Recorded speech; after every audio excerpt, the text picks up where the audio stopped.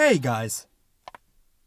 The Red Pony, written by John Steinbeck. Read by me, Jordan Barclay, because I want to. Alright, let's dive in. The Red Pony. 1. The Gift. At daybreak, Billy Buck emerged from the bunkhouse and stood for a moment on the porch looking up at the sky. He was a broad, bandy-legged little man with a walrus mustache, with square hands, puffed and muscled on the palms. His eyes were contemplative, watery gray, and the hair which protruded from under his Stetson hat was spiky and weathered. Billy was still stuffing his shirt into his blue jeans as he stood on the porch. He unbuckled his belt and tightened it again. The belt showed, by the worn shiny places opposite each hole, the gradual increase of Billy's middle over the period of years.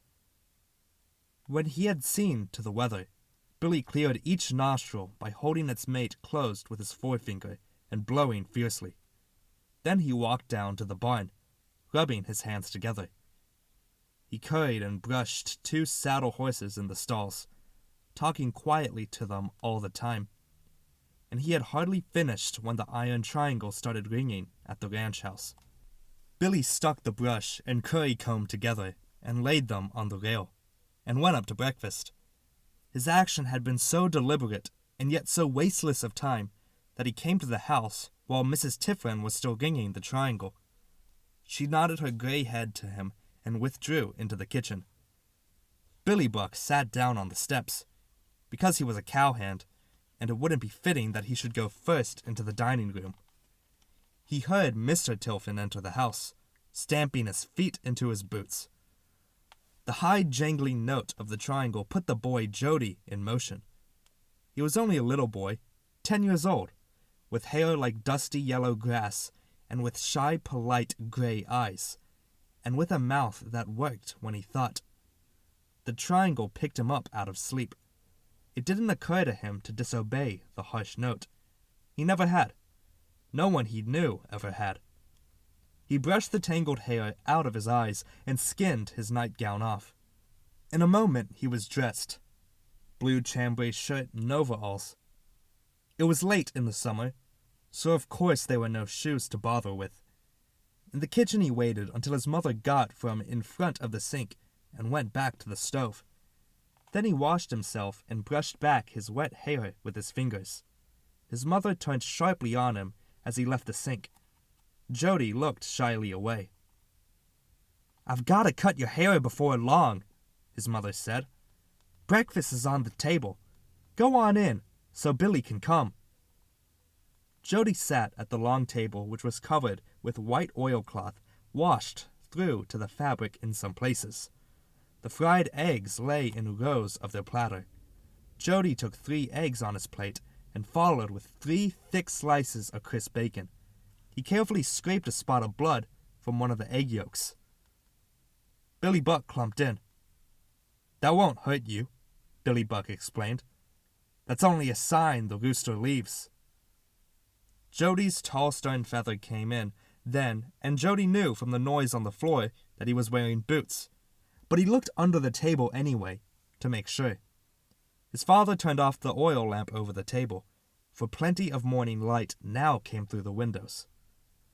Jody did not ask where his father and Billy Buck were riding that day, but he wished he might go along. His father was a disciplinarian. Jody obeyed him in everything without questions of any kind. Now, Carl Tiflin sat down and reached for the egg platter. "Got the cows ready to go, Billy?" he asked. "In the lower corral," Billy said. "I could just as well take them in alone." "Sure you could, but a man needs company. Besides, your throat gets pretty dry." Carl Tiflin was jovial this morning. Jody's mother put her head in the door. "What time do you think you'll be back, Carl?" "I can't tell. I've got to see some men in Salinas. Might be gone till dark." The eggs and coffee and big biscuits disappeared rapidly. Jody followed the 2 men out of the house. He watched them mount their horses and drive 6 old milk cows out of the corral and start over the hill toward Salinas. They were going to sell the old cows to the butcher. When they had disappeared over the crown of the ridge, Jody walked up the hill in the back of the house. The dogs trotted around the house corner, hunching their shoulders and grinning horribly with pleasure. Jody patted their heads. Doubletree Mutt with a big thick tail and yellow eyes, and Smasher, the shepherd, who had killed a coyote and lost an ear in doing it. Smasher's one good ear stood up higher than a collie's ears should. Billy Buck said that always happened. After the frenzied greeting, the dogs lowered their noses to the ground in a businesslike way and went ahead, looking back now and then to make sure that the boy was coming. They walked up through the chicken yard and saw the quail eating with the chickens. Smasher chased the chickens a little to keep in practice in case they should never be sheep to herd. Jody continued on through the large vegetable patch where the green corn was higher than his head. The cow pumpkins were green and small yet. He went on to the sagebrush line where the cold spring ran out of its pipe and fell into a round wooden tub. He leaned over and drank close to the green mossy wood where the water tasted best. Then he turned and looked back on the ranch, on the low, whitewashed house girded with red geraniums, and on the long bunkhouse by the cypress tree where Billy Buck lived alone. Jody could see the great black kettle under the cypress tree. That was where the pigs were scalded. The sun was coming over the ridge now, glaring on the whitewash of the houses and barns, making the wet grass blaze softly. Behind him, in the tall sagebrush, the birds were scampering on the ground, making a great noise among the dry leaves. The squirrels piped shrilly on the side hills. Jody looked along at the farm buildings. He felt an uncertainty in the air, a feeling of change and of loss and of the gain of new and unfamiliar things. Over the hillside 2 big black buzzards sailed low to the ground, and their shadows slipped smoothly and quickly ahead of them. Some animal had died in the vicinity. Jody knew it. It might be a cow, or it might be the remains of a rabbit. The buzzards overlooked nothing. Jody hated them as all decent things hate them, but they could not be hurt because they made away with carrion. After a while, the boy sauntered downhill again. The dogs had long ago given him up and gone into the brush to do things their own way. Back through the vegetable garden he went, and he paused for a moment to smash a green muskmelon with his heel. But he was not happy about it. It was a bad thing to do. He knew perfectly well. He kicked dirt over the ruined melon to conceal it. Back at the house, his mother bent over his rough hands, inspecting his fingers and nails. It did little good to start him clean to school, for too many things could happen on the way. She sighed over the black cracks on his fingers, and then gave him his books and his lunch, and started him on the mile walk to school. She noticed that his mouth was working a good deal this morning. Jody started his journey. He filled his pockets with little pieces of white quartz that lay in the row, and every so often he took a shot at a bird or at some rabbit that had stayed sunning itself in the road too long. At the crossroads over the bridge, he met 2 friends, and the 3 of them walked to school together, making ridiculous strides and being rather silly. School had just opened 2 weeks before. There was still a spirit of revolt among the pupils. It was 4 o'clock in the afternoon when Jody topped the hill and looked down on the ranch again. He looked for the saddle horses, but the corral was empty. His father was not back yet. He went slowly, then toward the afternoon chores. At the ranch house, he found his mother sitting on the porch, mending socks. "There's 2 donuts in the kitchen for you," she said. Jody slid to the kitchen and returned with half of one of the donuts already eaten and his mouth full. His mother asked him what he had learned in school that day, but she didn't listen to his donut-muffled answer. She interrupted. "Jody, tonight see you fill the wood box clear full. Last night you crossed the sticks, and it wasn't only about half full. Lay the sticks flat tonight. And Jody, some of the hens are hiding eggs. Or else the dogs are eating them. Look about in the grass and see if you can find any nests. Jody, still eating, went out and did his chores. He saw the quail come down to eat with the chicken when he threw out the grain. For some reason his father was proud to have them come. He never allowed any shooting near the house for fear the quail might go away. When the woodbox was full, Jody took his .22 rifle up to the cold spring at the brush line. He drank again and then aimed the gun at all manner of things. At rocks, at birds on the wing, at the big black pig kettle under the cypress tree. But he didn't shoot, for he had no cartridges, and wouldn't have until he was 12.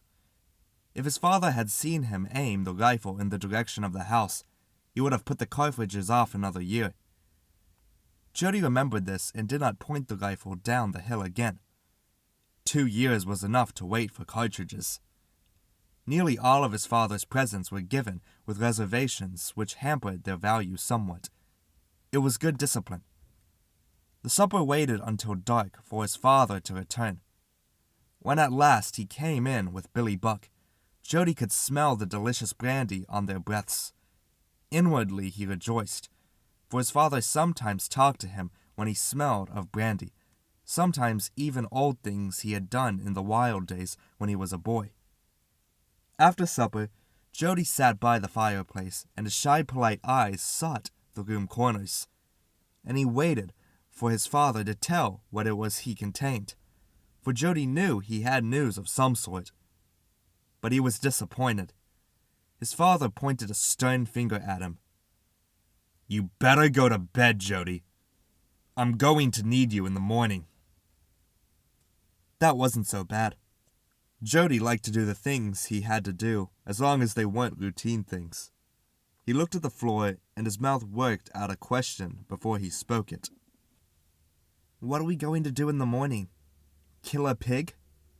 he asked softly. "Never you mind. You better get to bed." When the door was closed behind him, Jody heard his father and Billy Buck chuckling, and he knew it was a joke of some kind. And later, when he lay in bed, trying to make words out of murmurs in the other room, he heard his father protest. "But, Ruth, I didn't give much for him." Jody heard the hoot owls hunting mice down by the barn, and he heard a fruit tree limb tapping against the house. A cow was lowing when he went to sleep. When the triangle sounded in the morning, Jody dressed more quickly even than usual. In the kitchen, while he washed his face and combed back his hair, his mother addressed him irritably. "Don't you go out until you get a good breakfast in you." He went into the dining room and sat at the long white table. He took a steaming hot cake from the platter, arranged 2 fried eggs on it, covered them with another hot cake, and squashed the whole thing with his fork. His father and Billy Buck came in. Jody knew from the sound of the floor that both of them were wearing flat-heeled shoes, but he peered under the table to make sure. His father turned off the oil lamp, for the day had arrived, and he looked stern and disciplinary. But Billy Buck didn't look at Jody at all. He avoided the shy, questioning eyes of the boy and soaked a whole piece of toast in his coffee. Carl Tiflin said crossly, "You come with us after breakfast." Jody had trouble with his food then, for he felt a kind of doom in the air. After Billy had tilted a saucer and drained the coffee which had slopped into it, and had wiped his hands on his jeans, the 2 men stood up from the table and went out into the morning light together, and Jody respectfully followed a little behind them. He tried to keep his mind from running ahead, tried to keep it absolutely motionless. His mother called, "Carl, don't you let it keep him from school." They marched past the cypress, where a single tree hung from a limb to butcher the pigs on, and past the black iron kettle, so it was not a pig killing, The sun shone over the hill and threw long, dark shadows of the trees and buildings. They crossed a stubble field to shortcut to the barn. Jody's father unhooked the door, and they went in. They had been walking toward the sun on the way down. The barn was black as night in contrast, and warm from the hay and from the beasts. Jody's father moved over toward the one box stall. "Come here," he ordered. Jody could begin to see things now. He looked into the box stall and then stepped back quickly. The red pony colt was looking at him out of the stall. Its tense ears were forward, and a light of disobedience was in its eyes. Its coat was rough and thick, as an Airedale's fur, and its mane was long and tangled. Jody's throat collapsed in on itself and cut his breath short. "He needs a good curing," his father said. "And if I ever hear of you not feeding him or leaving his stall dirty, I'll sell him off in a minute." Jody couldn't bear to look at the pony's eyes any more. He gazed down at his hands for a moment, and he asked very shyly, "Mine?" No one answered him. He put his hand out toward the pony. Its gray nose came close, sniffing loudly, and then the lips drew back, and the strong teeth closed on Jody's fingers. The pony shook its head up and down and seemed to laugh with amusement. Jody regarded his bruised fingers. "Well," he said with pride. "Well, I guess he can bite all right." The two men laughed, somewhat in relief. Carl Tiflin went out of the barn and walked up a side hill to be by himself, for he was embarrassed. But Billy Buck stayed. It was easier to talk to Billy Buck. Jody asked again, "Mine?" Billy became professional in tone. "Sure. That is, if you look out for him and break him right. I'll show you how. He's just a colt. You can't ride him for some time." Jody put out his bruised hand again, and this time the red pony let his nose be rubbed. "I ought to have a carrot," Jody said. "Where'd we get him, Billy?" "Bought him at the sheriff's auction," Billy explained. "A show went broke in Salinas and had debts. The sheriff was selling off their stuff." The pony stretched out his nose and shook the forelock from his wide eyes. Jody stroked the nose a little. He said softly, "There isn't a saddle?" Billy Buck laughed. "I'd forgot. Come along." In the harness room, he lifted down a little saddle of red Morocco leather. "It's just a show saddle," Billy Buck said disparagingly. "It isn't practical for the brush, but it was cheap at the sale." Jody couldn't trust himself to look at the saddle either, and he couldn't speak at all. He brushed the shining red leather with his fingertips, and after a long time he said, "It'll look pretty on him, though." He thought of the grandest and prettiest things he knew. "If he hasn't a name already, I think I'll call him Gabbling Mountains," he said. Billy Buck knew how he felt. "It's a pretty long name. Why don't you just call him Gabbling? That means hawk. That would be a fine name for him." Billy felt glad. "If you will collect tail hair, I might be able to make a hair rope for you sometime. You could use it for a hackamore." Jody wanted to go back to the box stall. "Could I lead him to school, do you think, to show the kids?" But Billy shook his head. "He's not even halter broke yet. We had a time getting him here. Almost had to drag him. You better be starting for school, though." "I'll bring the kids to see him here this afternoon," Jody said.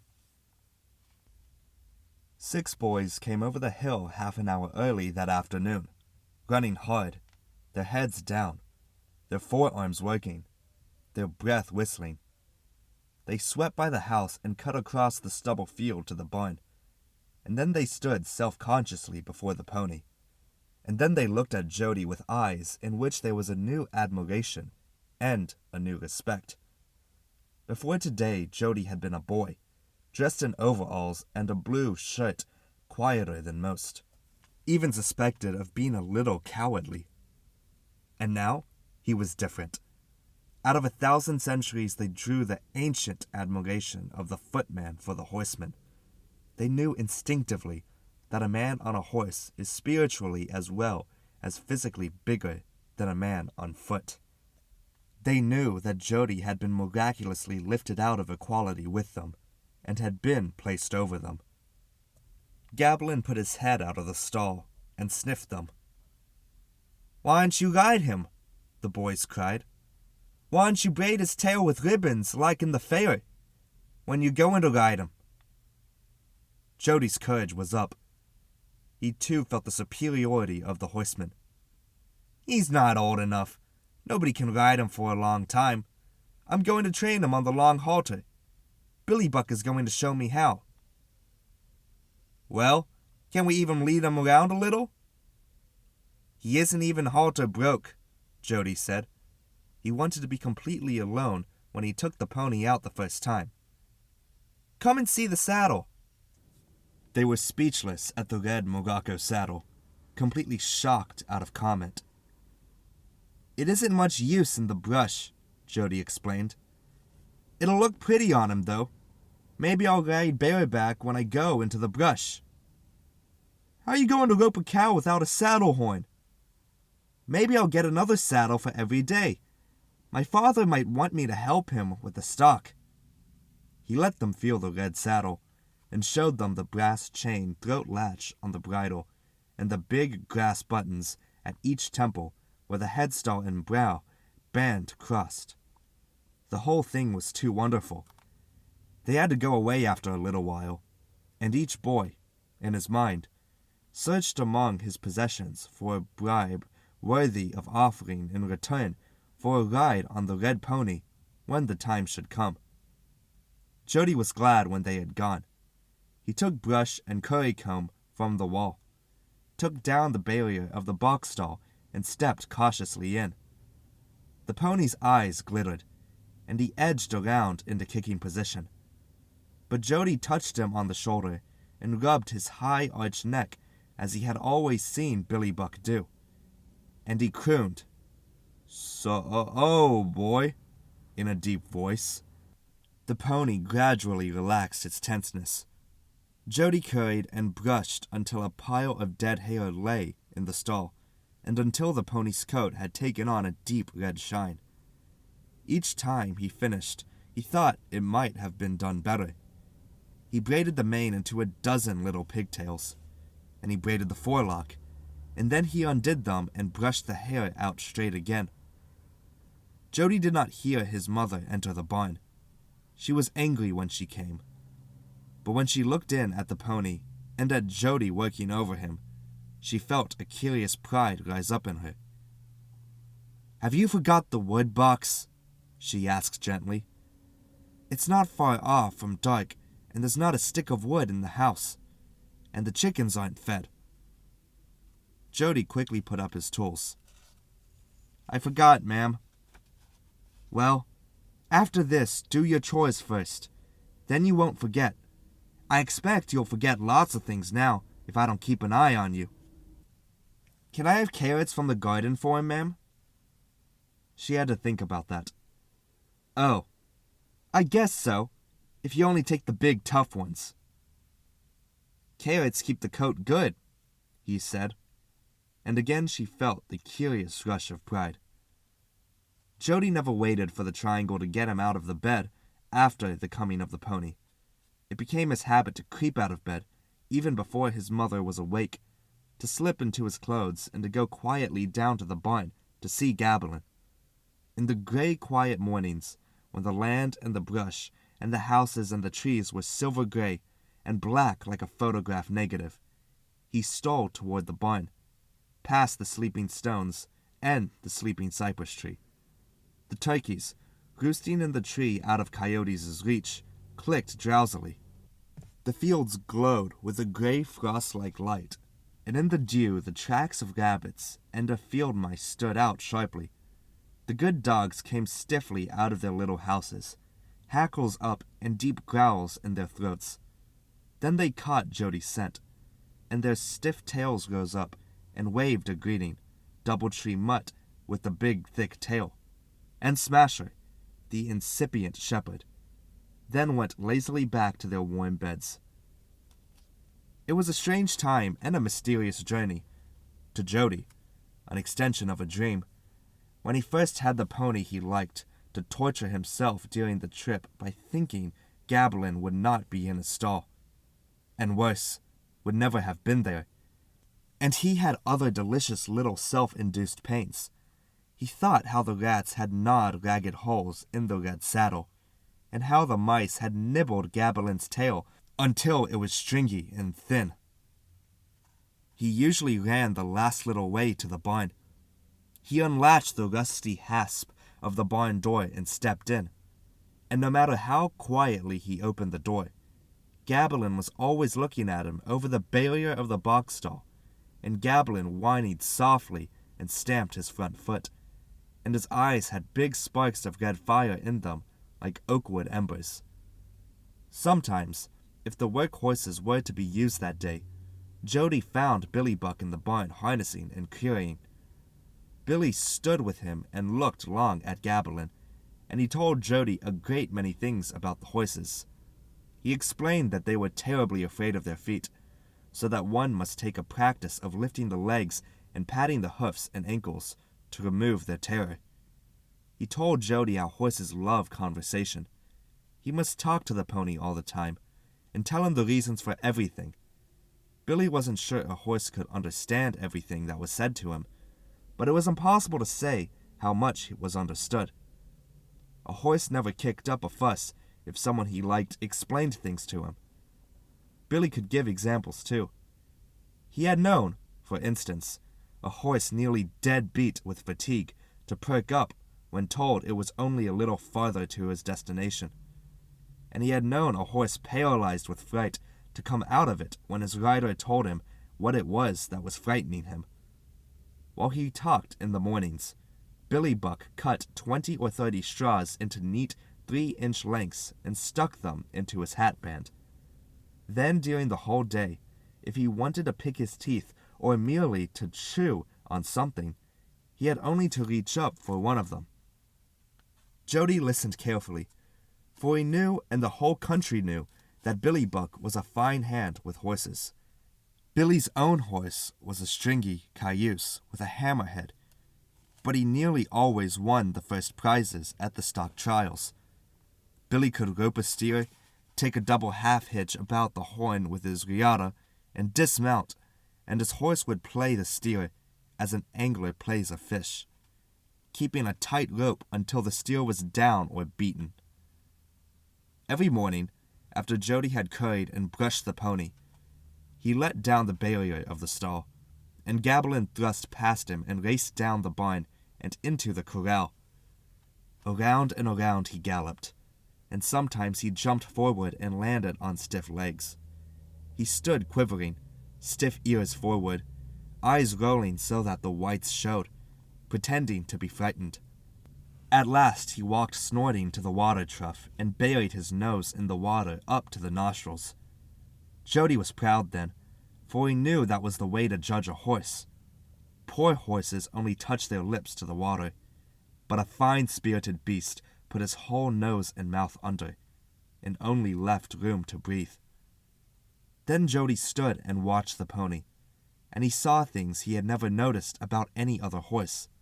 The sleek, sliding flank muscles and the cords of the buttocks, which flexed like a closing fist, and the shine the sun put on the red coat.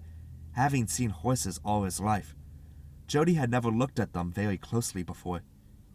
But now he noticed the moving ears, which gave expression, and even inflection of expression to the face. The pony talked with his ears. You could tell exactly how he felt about everything by the way his ears pointed. Sometimes they were stiff and upright, and sometimes lax and sagging. They went back when he was angry or fearful, and forward when he was anxious and curious and pleased. And their exact position indicated which emotion he had. Billy Buck kept his word. In the early fall, the training began. First there was the halter breaking, and that was the hardest because it was the first thing. Jody held a carrot and coaxed and promised and pulled on the rope. The pony set his feet like a bureau when he felt the strain. But before long, he learned. Jody walked all over the ranch leading him. Gradually he took to dropping the rope until the pony followed him unled wherever he went. And then came the training on the long halter. That was slower work. Jody stood in the middle of a circle, holding the long halter. He clucked with his tongue, and the pony started to walk in a big circle, held in by the long rope. He clucked again to make the pony trot, and again to make him gallop. Around and around Gablin went thundering and enjoying it immensely. Then he called, "Whoa!" and the pony stopped. It was not long until Gablin was perfect at it. But in many ways, he was a bad pony. He bit Jody in the pants and stomped on Jody's feet. Now and then his ears went back, and he aimed a tremendous kick at the boy. Every time he did one of these bad things, Gablin settled back and seemed to laugh to himself. Billy Buck worked at the hair rope in the evenings before the fireplace. Jody collected tail hair in a bag, and he sat and watched Billy slowly constructing the rope, twisting a few hairs to make a string, and rolling 2 strings together for a cord, and then braiding a number of cords to make the rope. Billy rolled the finished rope on the floor under his foot to make it round and hard. The long halter work rapidly approached perfection. Jody's father, watching the pony stop and start and trot and gallop, was a little bothered by it. "He's getting to be almost a trick pony," he complained. "I don't like trick horses. It takes all the dignity out of a horse to make him do tricks. Why, a trick horse is kind of like an actor. No dignity, no character of his own." And his father said, "I guess you better be getting him used to the saddle pretty soon." Jody rushed for the harness room. For some time he had been riding the saddle on a sawhorse. He changed the stirrup length over and over, and could never get it just right. Sometimes, mounted on the sawhorse in the harness room, with collars and hames and tugs hung all about him, Jody rode out beyond the room. He carried his rifle across the pommel. He saw the fields go flying by, and he heard the beat of the galloping hoofs.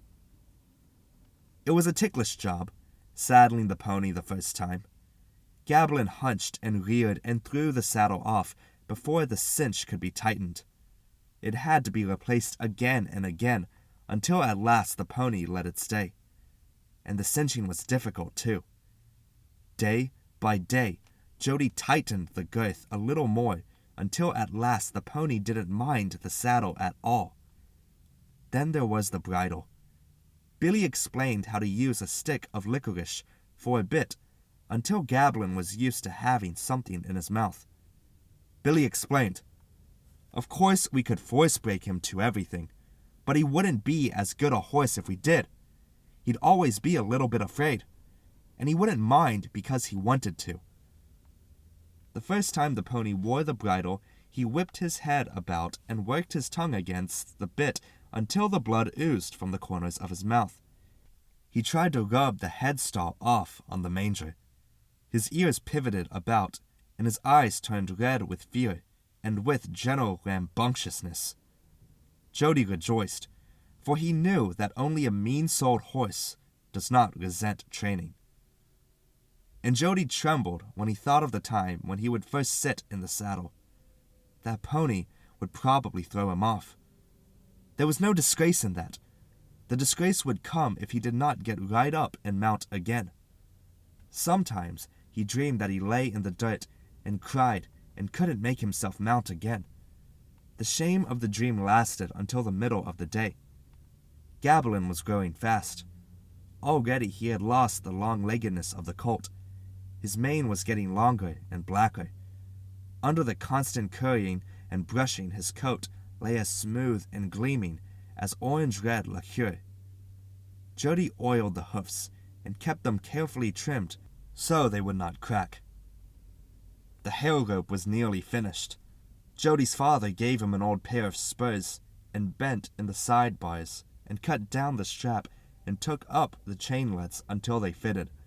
And then one day Carl Tiflin said, "The pony's growing faster than I thought.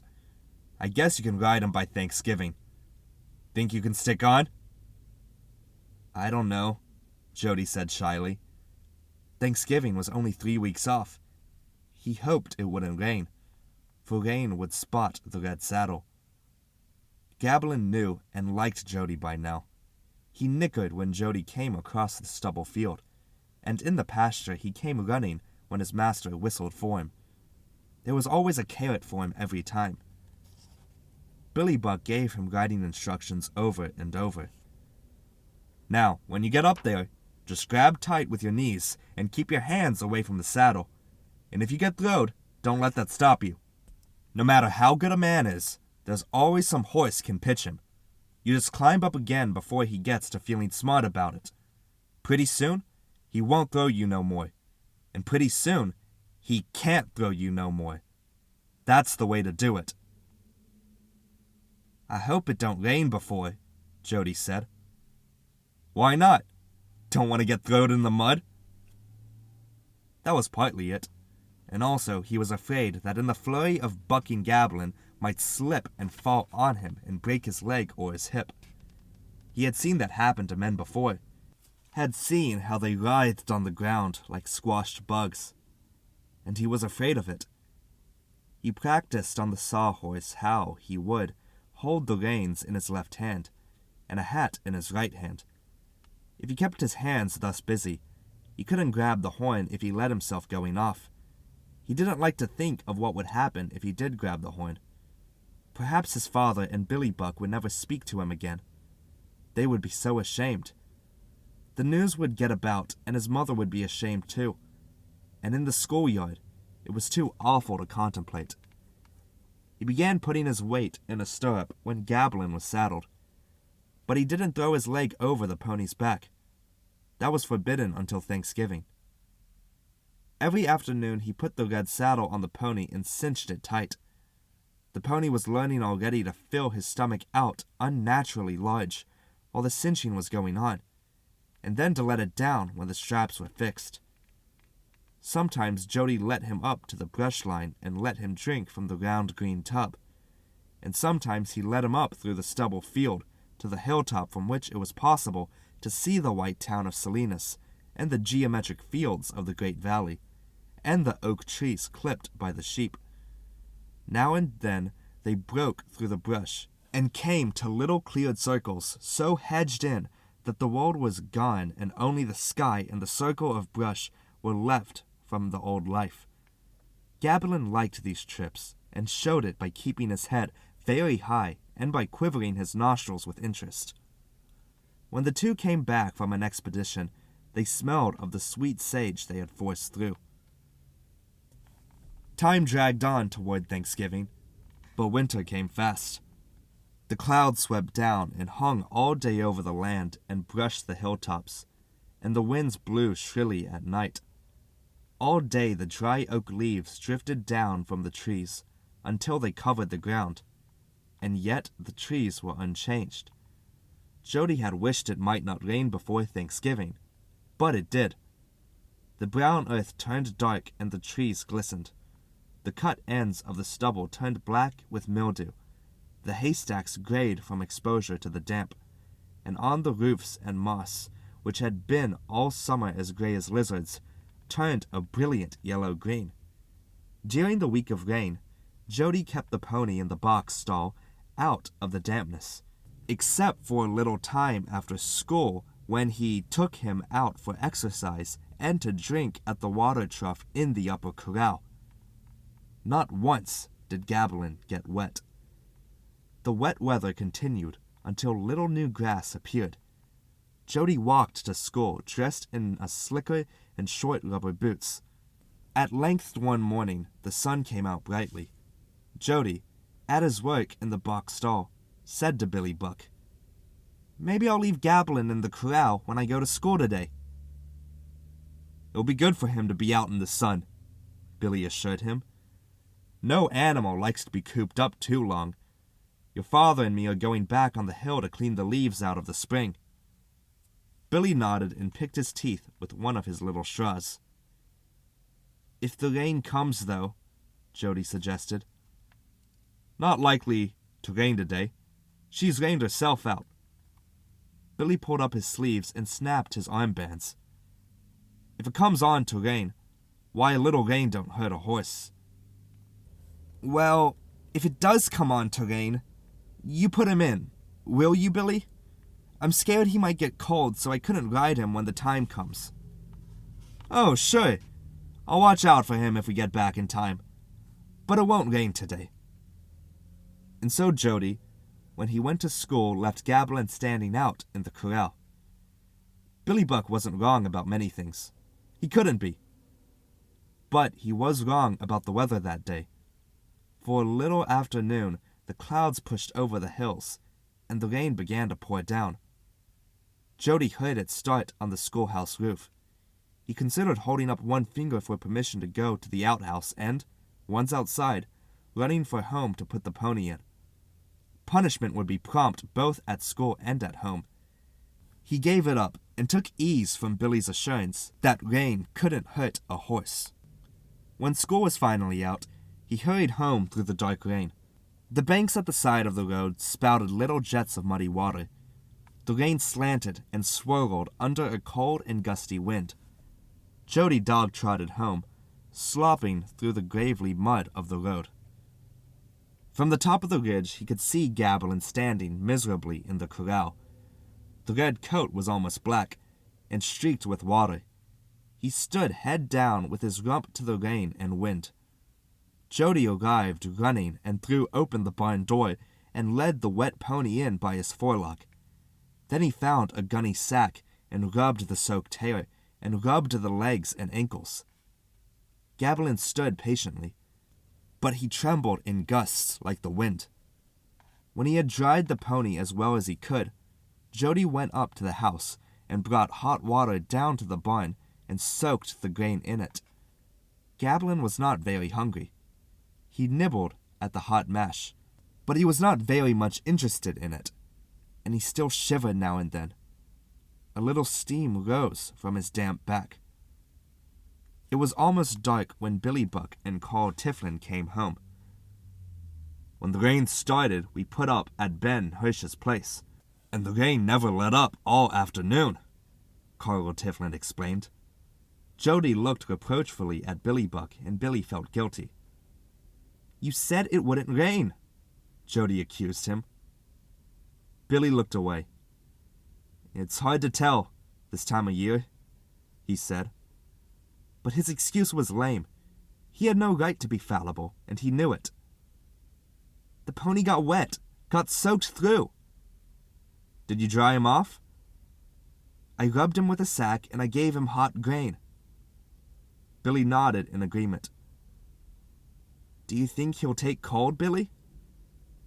"A little rain never hurt anything," Billy assured him. Jody's father joined the conversation then and lectured the boy a little. "A horse," he said, "isn't any lapdog kind of thing." Carl Tiflin hated weakness and sickness, and he held a violent contempt for helplessness. Jody's mother put a platter of steaks on the table, and boiled potatoes and boiled squash, which clouded the room with their steam. They sat down to eat. Carl Tiflin still grumbled about weakness put into animals, and men by too much coddling. Billy Buck felt bad about his mistake. "Did you blanket him?" he asked. "No, I couldn't find any blanket. I laid some sacks over his back." "We'll go down and cover him up after we eat." Billy felt better about it then. When Jody's father had gone in to the fire and his mother was washing dishes, Billy found and lighted a lantern. He and Jody walked through the mud to the barn. The barn was dark and warm and sweet. The horses still munched their evening hay. "You hold the lantern," Billy ordered, and he felt the pony's legs and tested the heat of the flanks. He put his cheek against the pony's gray muzzle, and then he rolled up the eyelids to look at the eyeballs. He lifted the lips to see the gums, and he put his finger inside the ears. "You don't seem so chipper," Billy said. "I'll give him a rundown." Then Billy found a sack and rubbed the pony's legs violently, and he rubbed the chest and the withers. Gablin was strangely spiritless. He submitted patiently to the rubbing. At last Billy brought an old cotton comforter from the saddle room and threw it over the pony's back and tied it at neck and chest with string. "Now he'll be all right in the morning," Billy said. Jody's mother looked up when he got back to the house. "You're late up from bed," she said. She held his chin in her hand and brushed the tangled hair out of his eyes, and she said, "Don't worry about the pony. He'll be all right. Billy's as good as any horse doctor in the country." Jody hadn't known she could see his worry. He pulled gently away from her and knelt down in front of the fireplace until it burned his stomach. He scorched himself through and then went in to bed. But it was a hard thing to go to sleep. He awakened after what seemed a long time. The room was dark, but there was a grayness in the window like that which precedes the dawn. He got up and found his overalls and searched for the legs, and then the clock in the other room struck 2. He laid his clothes down and got back into bed. It was broad daylight when he awakened again. For the first time, he had slept through the ringing of the triangle. He leaped up, flung on his clothes, and went out of the door, still buttoning his shirt. His mother looked after him for a moment, and then went quietly back to her work. Her eyes were brooding and kind. Now and then her mouth smiled a little, but without changing her eyes at all. Jody ran on toward the barn. Halfway there he heard the sound he dreaded, the hollow, rasping cough of a horse. He broke into a sprint then. In the barn he found Billy Buck with the pony. Billy was rubbing his legs with his strong, thick hands. He looked up and smiled gaily. "He just took a little cold," Billy said. "We'll have him out of it in a couple of days." Jody looked at the pony's face. The eyes were half closed, and the lids thick and dry. In the eye corners, a crust of hard mucus stuck. Gablin's ears hung loosely sideways, and his head was low. Jody put out his hand, but the pony did not move close to it. He coughed again, and his whole body constricted with the effort. A little stream of thin fluid ran from his nostrils. Jody looked back at Billy Buck. "He's awfully sick, Billy." "Just a little cold, like I said," Billy insisted. "You go get some breakfast and then go back to school. I'll take care of him." "But you might have to do something else. You might leave him." "No, I won't. I won't leave him at all. Tomorrow's Saturday. Then you can stay with him all day." Billy had failed again, and he felt badly about it. He had to cure the pony now. Jody walked up to the house and took his place listlessly at the table. The eggs and bacon were cold and greasy, but he didn't notice it. He ate his usual amount. He didn't even ask to stay home from school. His mother pushed his hair back when she took his plate.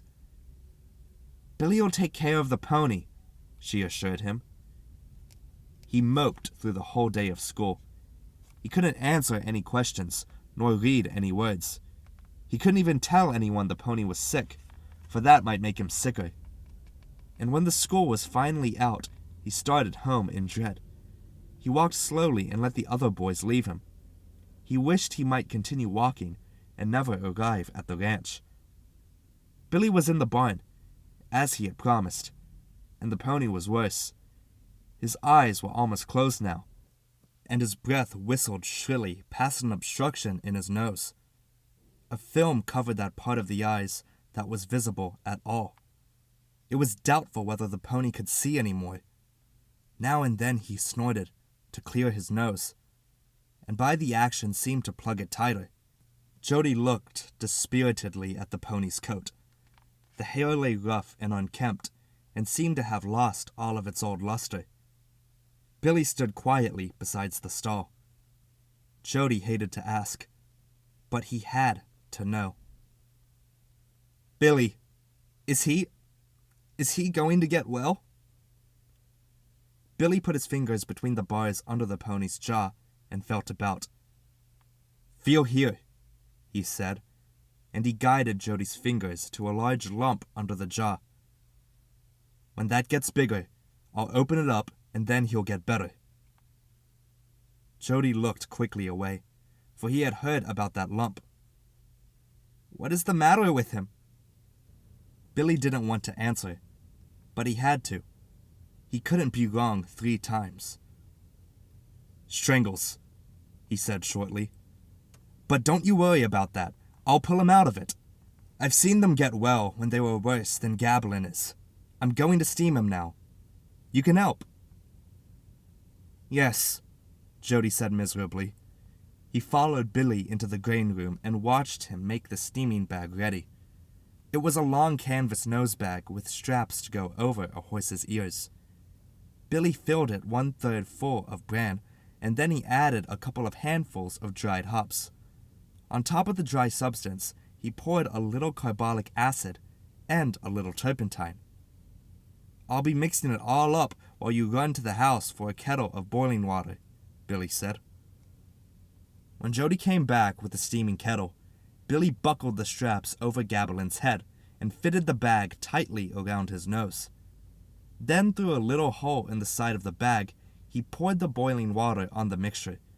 The pony started away as a cloud of a strong steam rose up, but then the soothing fumes crept through his nose and into his lungs, and the sharp steam began to tremble in an egg, and his eyes closed against the biting clouds.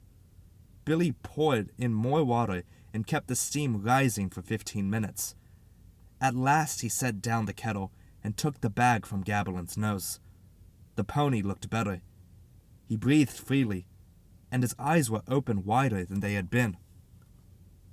"See how good it makes him feel?" Billy said. "Now we'll wrap him up in the blanket again. Maybe he'll be nearly well in the morning." "I'll stay with him tonight," Jody suggested. "No, don't you do it. I'll bring my blankets down here and put them in the hay. You can stay tomorrow and steam him if he needs it." The evening was falling when they went to the house for their supper. Jody didn't even realize that someone else had fed the chickens and filled the wood box. He walked up past the house to the dark brushed line and took a drink of water from the tub. The spring water was so cold that it stung his mouth and drove a shiver through him. The sky above the hills was still light. He saw a hawk flying so high that it caught the sun on its breast and shone like a spark. 2 blackbirds were driving them down the sky, glittering as they attacked their enemy. In the west, the clouds were moving in to rain again. Jody's father didn't speak at all while the family ate supper. But after Billy Buck had taken his blankets and gone to sleep in the barn, Carl Tiflin built a high fire in the fireplace and told stories. He told about the wild man who ran naked through the country and had a tail and ears like a horse. And he told about the rabbit cats of Morocoho that hopped into the trees for birds. He revived the famous Maxwell brothers who found a vein of gold and hid the traces of it so carefully that they could never find it again. Jody sat with his chin in his hands. His mouth worked nervously, and his father gradually became aware that he wasn't listening very carefully. "Isn't that funny?" he asked. Jody laughed politely and said, "Yes, sir." His father was angry and hurt then. He didn't tell any more stories. After a while, Jody took a lantern and went down to the barn. Billy Buck was asleep in the hay, and, except that his breath rasped a little in his lungs, the pony seemed to be much better. Jody stayed a little while, running his fingers over the red, rough coat, and then he took up the lantern and went back to the house. When he was in bed, his mother came into the room. "Have you enough covers on? It's getting winter." "Yes, ma'am." "Well, get some rest tonight." She hesitated to go out, stood uncertainly. "The pony will be all right," she said. Jody was tired. He went to sleep quickly and didn't awaken until dawn. The triangle sounded, and Billy Buck came from the barn before Jody could get out of the house. "How is he?" Jody demanded. Billy always wolfed his breakfast. "Pretty good. I'm going to open that lump this morning. Then he'll be better, maybe." After breakfast, Billy got out his best knife, one with a needle point. He whetted the shining blade a long time on a little carborundum stone. He tried the point and the blade again and again on his calloused thumb ball, and at last he tried it on his upper lip. On the way to the barn, Jody noticed how the young grass was up and how the stubble was melting day by day into the new green crop of Volunteer. It was a cold, sunny morning. As soon as he saw the pony, Jody knew he was worse. His eyes were closed and sealed shut with dried mucus. His head hung so low that his nose almost touched the straw of his bed. There was a little groan in each breath, a deep-seated, patient groan. Billy lifted the weak head and made a quick slash with the knife. Jody saw the yellow pus run out. He held up the head while Billy swabbed out the wound with weak carbolic acid salve. "Now he'll be better," Billy assured him. "That yellow poison is what makes him sick." Jody looked unbelieving at Billy Buck. "He's awfully sick." Billy thought a long time what to say. He nearly tossed off a careless assurance, but he saved himself in time. "Yes, he is pretty sick," he said at last. "I've seen worse ones get well. If he doesn't get pneumonia, we'll pull him through. You stay with him. If he gets worse, you can come and get me." For a long time after Billy went away, Jody stood beside the pony, stroking him behind the ears. The pony didn't flip his head the way he had done when he was well. The groaning in his breathing was becoming more hollow. Doubletree Mutt looked into the barn, his big tail waving provocatively, and Jody was so incensed at his health that he found a hard black clod on the floor and deliberately threw it. Doubletree Mutt went yelping away to nurse a bruised paw. In the middle of the morning, Billy Buck came back and made another steam bag. Jody watched to see whether the pony improved this time as he had before. His breathing eased a little, but he did not raise his head. The Saturday dragged on. Late in the afternoon, Jody went to the house and brought his bedding down and made up a place to keep it in the hay. He didn't ask permission.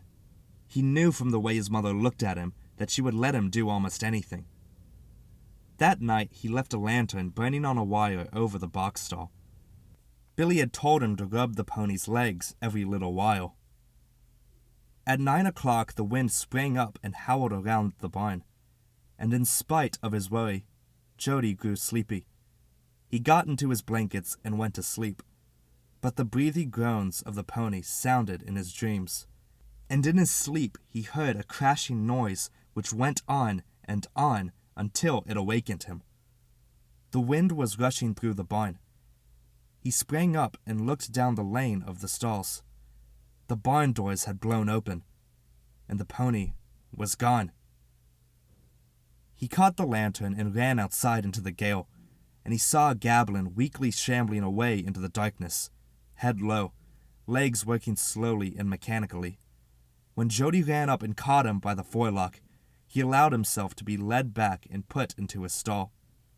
His groans were louder, and a fierce whistling came from his nose. Jody didn't sleep any more then. The hissing of the pony's breath grew louder and sharper. He was glad when Billy Buck came in at dawn. Billy looked for a time at the pony as though he had never seen him before. He felt the ears and flanks. "Jody," he said, "I've got to do something you won't want to see. You run up to the house for a while." Jody grabbed him fiercely by the forearm. "You're not going to shoot him?" Billy patted his hand. "No. I'm going to open a little hole in his windpipe so he can breathe. His nose is filled up. When he gets well, we'll put a little brass button in the hole for him to breathe through." Jody couldn't have gone away if he had wanted to. It was awful to see the red hide cut, but infinitely more terrible to know it was being cut and not to see it. "I'll stay right here," he said bitterly. "You sure you got to?" "Yes, I'm sure. If you stay, you can hold his head. If it doesn't make you sick, that is." The fine knife came out again and was whetted again just as carefully as it had been the first time. Jody held the pony's head up and the throat taut, while Billy felt up and down for the right place. Jody sobbed once as the bright knife point disappeared into the throat. The pony plunged weakly away, and then stood still, trembling violently. The blood ran thickly out and up the knife and across Billy's hand and into his shirt sleeve. The sure square hand sawed out a round hole in the flesh, and the breath came bursting out of the hole, throwing a fine spray of blood. With the rush of oxygen, the pony took a sudden strength. He lashed out with his hind feet and tried to rear.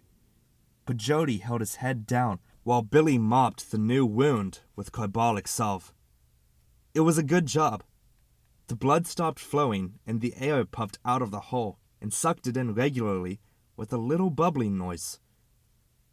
The rain brought in by the night wind began to fall on the barn roof. Then the triangle rang for breakfast. "You go up and eat while I wait," Billy said. "We gotta keep this hole from plugging up." Jody walked slowly out of the barn. He was too dispirited to tell Billy how the barn door had blown open and let the pony out. He emerged into the wet gray morning and sloshed up to the house, taking a perverse pleasure in splashing through all the puddles. His mother fed him and put dry clothes on. She didn't question him. She seemed to know he couldn't answer questions. But when he was ready to go back to the barn, she brought him a pan of steaming meal. "Give him this," she said. But Jody did not take the pan. He said, "He won't eat anything," and ran out of the house. At the barn, Billy showed him how to fix a ball of cotton on a stick, with which to swab out the breathing hole when it became clogged with mucus. Jody's father walked into the barn and stood with them in front of the stall. At length he turned to the boy. "Hadn't you better come with me? I'm going to drive over the hill." Jody shook his head. "You better come on.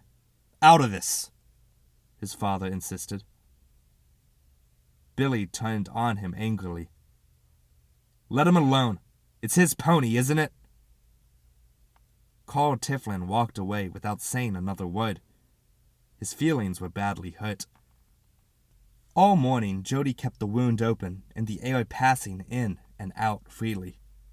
At noon, the pony lay wearily down on his side and stretched his nose out. Billy came back. "If you're going to stay with him tonight, you better take a little nap," he said. Jody went absently out of the barn. The sky had cleared to a hard, thin blue. Everywhere the birds were busy with worms that had come to the damp surface of the ground. Jody walked to the brush line and sat on the edge of the mossy tub.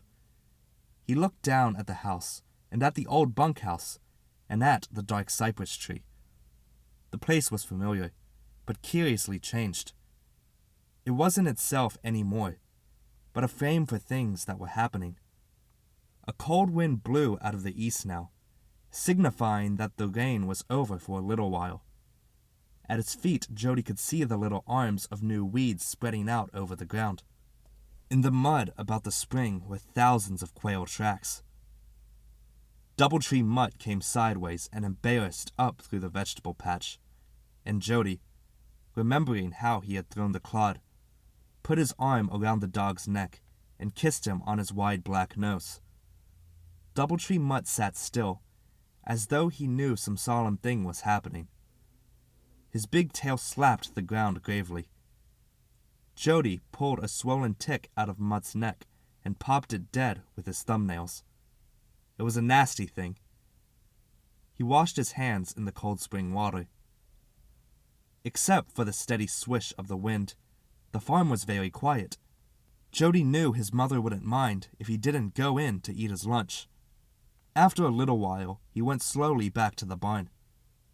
Mutt crept into his own little house and whined softly to himself for a long time. Billy Buck stood up from the box and surrendered the cotton swab. The pony still lay on his side, and the wound in his throat bellowed in and out. When Jody saw how dry and dead the hair looked, he knew at last that there was no hope for the pony.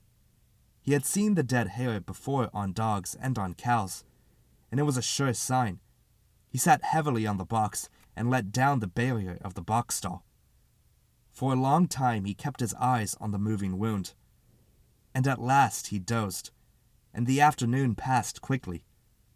Just before dark his mother brought a deep dish of stew and left it for him and went away.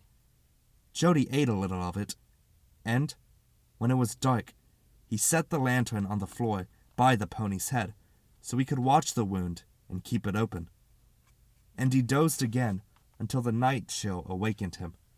The wind was blowing fiercely, bringing the north cold with it. Jody brought a blanket from his bed in the hay and wrapped himself in it. Gablin's breathing was quiet at last. The hole in his throat moved gently. The owls flew through the hayloft, shrieking and looking for mice. Jody put his hands down on his head and slept. In his sleep, he was aware that the wind had increased. He heard it slamming about the barn. It was daylight when he awakened. The barn door had swung open. The pony was gone. He sprang up and ran out into the morning light. The pony's tracks were plain enough, dragging through the frost-like dew on the young grass. Tire tracks with little lines between them where the hoofs had dragged. They headed for the brush line halfway up the ridge. Jody broke into a run and followed them. The sun shone on the sharp white quartz that stuck through the ground here and there. As he followed the plain trail, a shadow cut across in front of him. He looked up and saw a high circle of black buzzards, and the slowly revolving circle dropped lower and lower. The solemn birds soon disappeared over the ridge. Jody ran faster then, forced on by panic and rage. The trail entered the brush at last and followed a winding route among the tall sage bushes. At the top of the ridge, Jody was winded. He paused, puffing noisily. The blood pounded in his ears. Then he saw what he was looking for. Below, in one of the little clearings in the brush, lay the red pony. In the distance, Jody could see the legs moving slowly and convulsively. And in a circle around him stood the buzzards, waiting for the moment of death they know so well. Jody leaped forward and plunged down the hill. The wet ground muffled his steps, and the brush hid him. When he arrived, it was all over. The first buzzard sat on the pony's head, and its beak had just risen, dripping with dark eye fluid. Jody plunged into the circle like a cat. The Black Brotherhood arose in a cloud, but the big one on the pony's head was too late. As it hopped along to take off, Jody caught its wing tip and pulled it down. It was nearly as big as he was. The free wing crashed into his face with the force of a club. But he hung on. The claws fastened on his leg, and the wing elbows battered his head on either side. Jody groped blindly with his free hand. His fingers found the neck of the struggling bird. The red eyes looked into his face, calm and fearless and fierce. The naked head turned from side to side. Then the beak opened and vomited a stream of putrefied fluid. Jody brought up his knee and fell on the giant bird. He held the neck to the ground with one hand, while his other found a piece of sharp white quartz. The first blow broke the beak sideways, and black blood spurted from the twisted, leathery mouth corners. He struck him again and missed. The red, fearless eyes still looked at him, impersonal and unafraid, and detached. He struck again and again, until the buzzard lay dead, until its head was a red pulp. He was still beating the dead bird when Billy Buck pulled him off and held him tightly to calm his shaking. Carl Tiflin wiped the blood from the boy's face with a red bandana. Jody was limp and quiet now. His father moved the buzzard with his toe. "Jody," he explained, "the buzzard didn't kill the pony. Don't you know that?" "I know it," Jody said wearily. It was Billy Buck who was angry. He had lifted Jody in his arms and had turned to carry him home. But he turned back on Carl Tiflin. "Of course he knows it," Billy said furiously. "Jesus Christ, man. Can't you see how he'd feel about it?" End of Part 1. The Gift. Part 2. The Great Mountains. In the humming heat of a midsummer afternoon, the little boy Jody listlessly looked about the ranch for something to do. He had been to the barn, had thrown rocks at the swallows' nest under the eaves until every one of the little mud houses broke open and dropped its lining of straw and dirty feathers. Then at the ranch house he baited a rat trap with stale cheese and set it where Doubletree Mutt, that good big dog, would get his nose snapped. Jody was not moved by an impulse of cruelty. He was bored with the long, hot afternoon. Doubletree Mutt put his stupid nose in the trap and got it smacked, and shrieked with agony and limped away with blood on his nostrils. No matter where he was hurt, Mutt limped. It was just a way he had. Once when he was young, Mutt got caught in a coyote trap, and always after that he limped, even when he was scolded. When Mutt yelped, Jody's mother called from inside the house. "Jody, stop torturing that dog and find something to do." Jody felt mean then, so he threw a rock at Mutt. Then he took his slingshot from the porch and walked up toward the brush line to try to kill a bird. It was a good slingshot, with store-bought rubbers. But while Jody had often shot at birds, he had never hit one. He walked up through the vegetable patch, kicking his bare toes into the dust, and on the way he found the perfect slingshot stone, round and slightly flattened and heavy enough to carry through the air. He fitted it into the leather pouch of his weapon and proceeded to brush line. His eyes narrowed. His mouth worked strenuously. For the first time that afternoon, he was intent. In the shade of the sagebrush, the little birds were working, scratching in the leaves, flying restlessly a few feet and scratching again. Jody pulled back the rubbers of the sling and advanced cautiously. One little thrush paused and looked at him and crouched, ready to fly. Jody sidled nearer, moving one foot slowly after the other. When he was 20 feet away, he carefully raised the sling and aimed. The stone whizzed.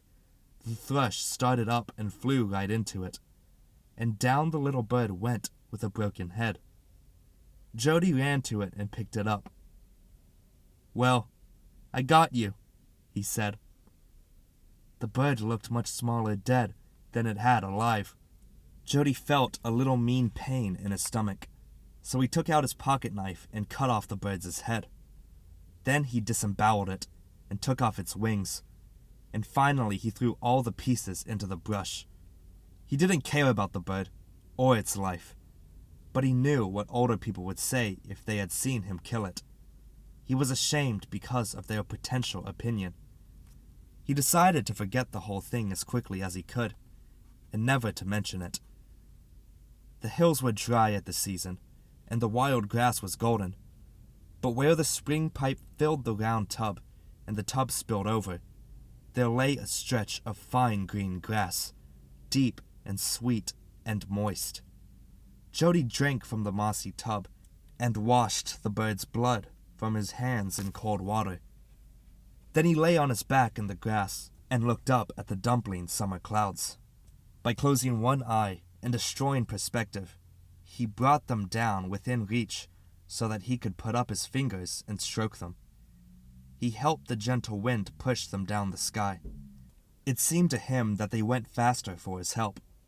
One fat white cloud he helped clear to the mountain rims and pressed it firmly over, out of sight. Jody wondered what it was seeing then. He sat up the better to look at the great mountains where they went piling back, growing darker and more savage, until they finished with one jagged ridge, high up against the west. Curious secret mountains, he thought of the little he knew about them. "What's on the other side?" he asked his father once. "More mountains, I guess. Why?" "And on the other side of them?" "More mountains. Why?" "More mountains on and on?" "Well, no. At last you come to the ocean." "But what's in the mountains?" "Just cliffs and brush and rocks and dryness." "Were you ever there?" "No." "Has anybody ever been there?" "A few people, I guess. It's dangerous, with cliffs and things.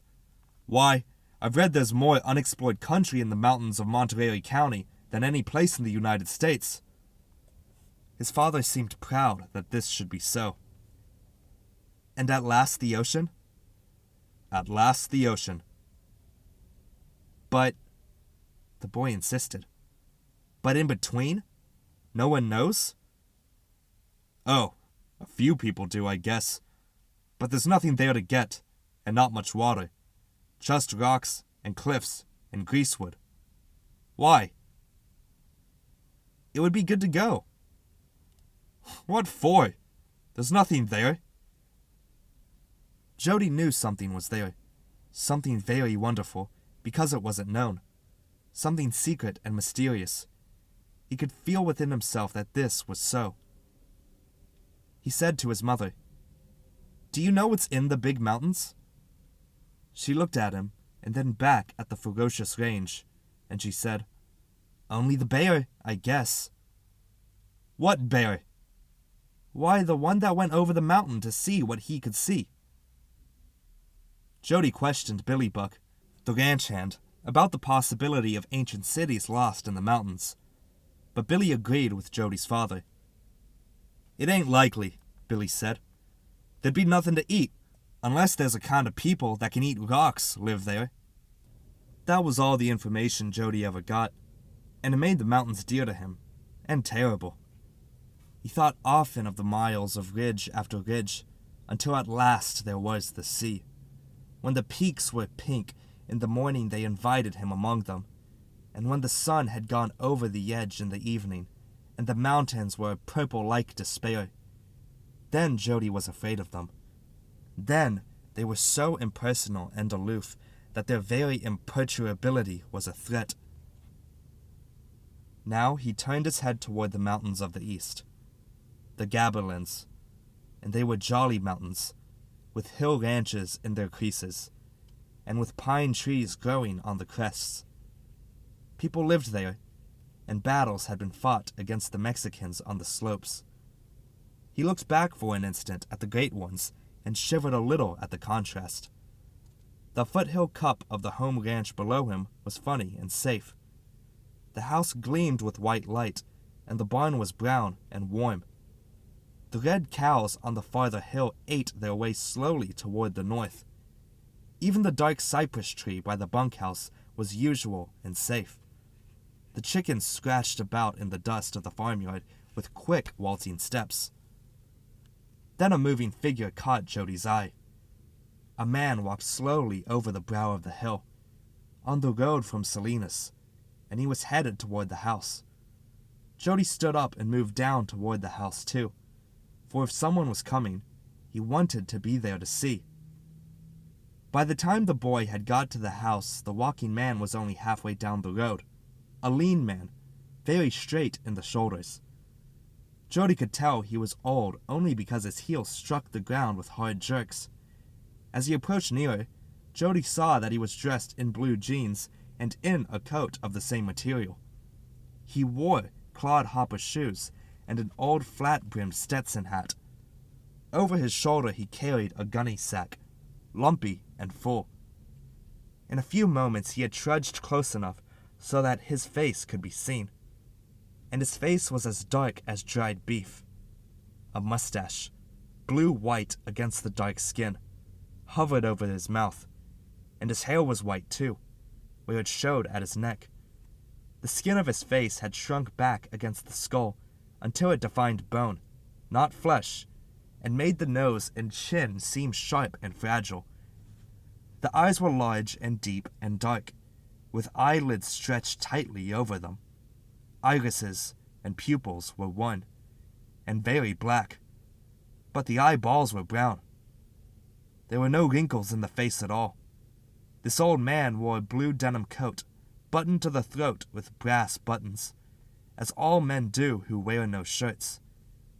Out of the sleeves came strong bony wrists and hands gnarled and knotted and hard as peach branches. The nails were flat and burnt and shiny. The old man drew close to the gate and swung down his sack when he confronted Jody. His lips fluttered a little, and a soft, impersonal voice came from between them. "Do you live here?" Jody was embarrassed. He turned and looked at the house, and he turned back and looked toward the barn where his father and Billy Buck were. "Yes," he said, when no help came from either direction. "I have come back," the old man said. "I am Gitano, and I have come back." Jody could not take all this responsibility. He turned abruptly and ran into the house for help, and the screen door banged after him. His mother was in the kitchen, poking out the clogged holes of a colander with a hairpin and biting her lower lip with concentration. "It's an old man," Jody cried excitedly. "It's an old Paisano man, and he says he's come back." His mother put down the colander and stuck the hairpin behind the sink board. "What's the matter now?" she asked patiently. "It's an old man outside. Come on out." "Well, what does he want?" She untied the strings of her apron and smoothed her hair with her fingers. "I don't know. He came walking." His mother smoothed down her dress and went out, and Jody followed her. Gitano had not moved. "Yes?" Mrs. Tiflin asked. Gitano took off his old black hat and held it with both hands in front of him. He repeated, "I am Gitano, and I have come back." "Come back? Back where?" Gitano's whole straight body leaned forward a little. His right hand described the circle of the hills, the sloping fields and the mountains, and ended at his hat again. "Back to the rancho. I was born here, and my father, too." "Here?" she demanded. "This isn't an old place." "No. There," he said, pointing to the western ridge. "On the other side there, in a house that is gone." At last she understood. "The old daub that's washed almost away, you mean?" "Yes, Signora. When the rancho broke up, they put no more lime on the daub, and the rains washed it out." Jody's mother was silent for a little, and curious, homesick thoughts ran through her mind, but quickly she cleared them out. "And what do you want here now, Gitano?" "I will stay here," he said quietly, "until I die." But we don't need an extra man here. I cannot work anymore, Signora. I can milk a cow, feed chickens, cut a little wood.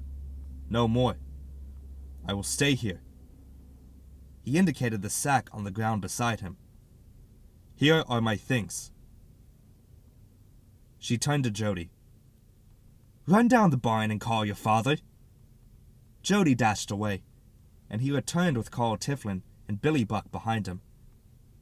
The old man was standing as he had been, but he was resting now.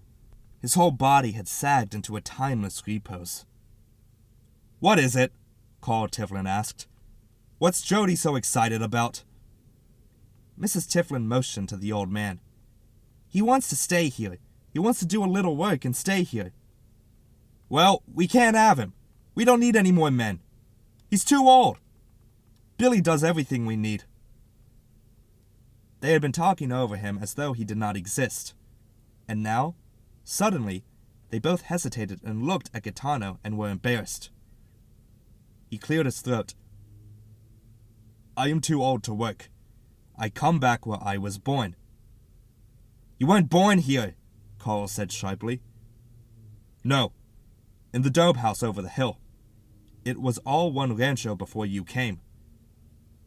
In the mud house that's all melted down? Yes, I and my father. I will stay here now on the rancho.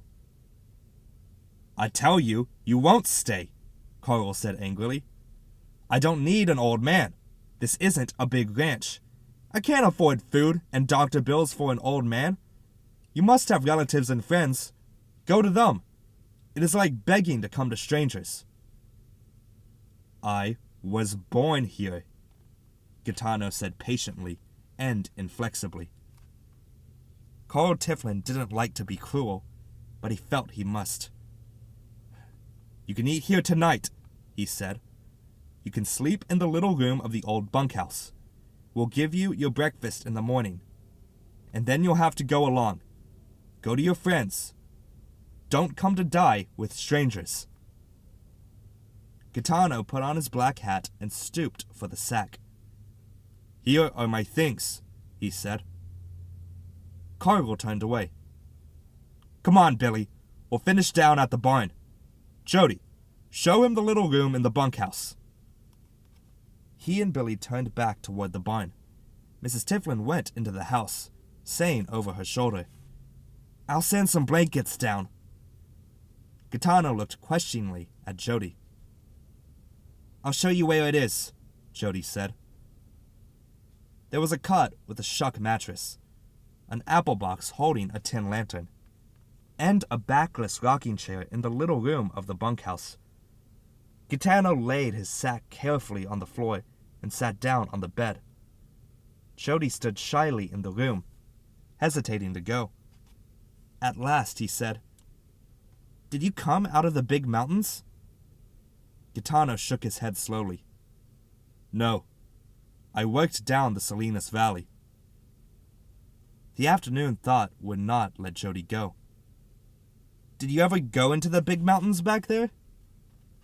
The old dark eyes grew fixed, and their light turned inward on the years that were living in Gaetano's head.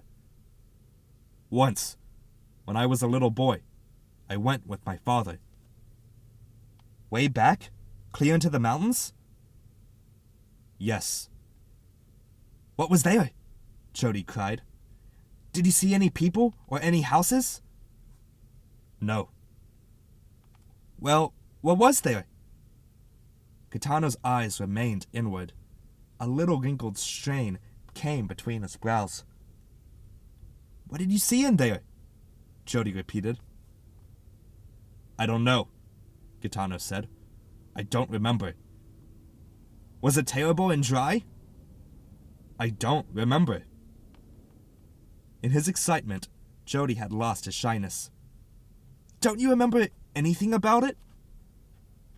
Gaetano's mouth opened for a word, and remained opened while his brain sought the word. I think it was quiet. I think it was nice. Gaetano's eyes seemed to have found something back in the years, for they grew soft, and a little smile seemed to come and go in them. Didn't you ever go back in the mountains again? Jody insisted. No. Didn't you ever want to? But now Gitano's face became impatient. No, he said, in a tone that told Jody he didn't want to talk about it anymore. The boy was held by a curious fascination. He didn't want to go away from Gitano. His shyness returned. Would you like to come down to the barn and see the stock? He asked. Gitano stood up and put on his hat and prepared to follow. It was almost evening now. They stood near the watering trough while the horses sauntered in from the hillsides of an evening drink. Gitano rested his big twisted hands on the top rail of the fence. 5 horses came down and drank, and then stood about, nibbling at the dirt or rubbing their sides against the polished wood of the fence. Long after they had finished drinking, an old horse appeared over the brow of the hill and came painfully down. It had long yellow teeth. Its hoofs were flat and sharp as spades, and its ribs and bones jutted out under its skin. It hobbed up through the trough and drank water with a loud sucking noise. That's old Easter, Jody explained. That's the first horse my father ever had. He's 30 years old. He looked up into Gitano's eyes for some response. No good anymore, Gitano said. Jody's father and Billy Buck came out of the barn and walked over. Too old to work, Gitano repeated. Just eats and pretty soon dies. Carl Tiflin caught the last words. He hated his brutality toward old Gitano, and so he became brutal again. It's a shame not to shoot Easter, he said.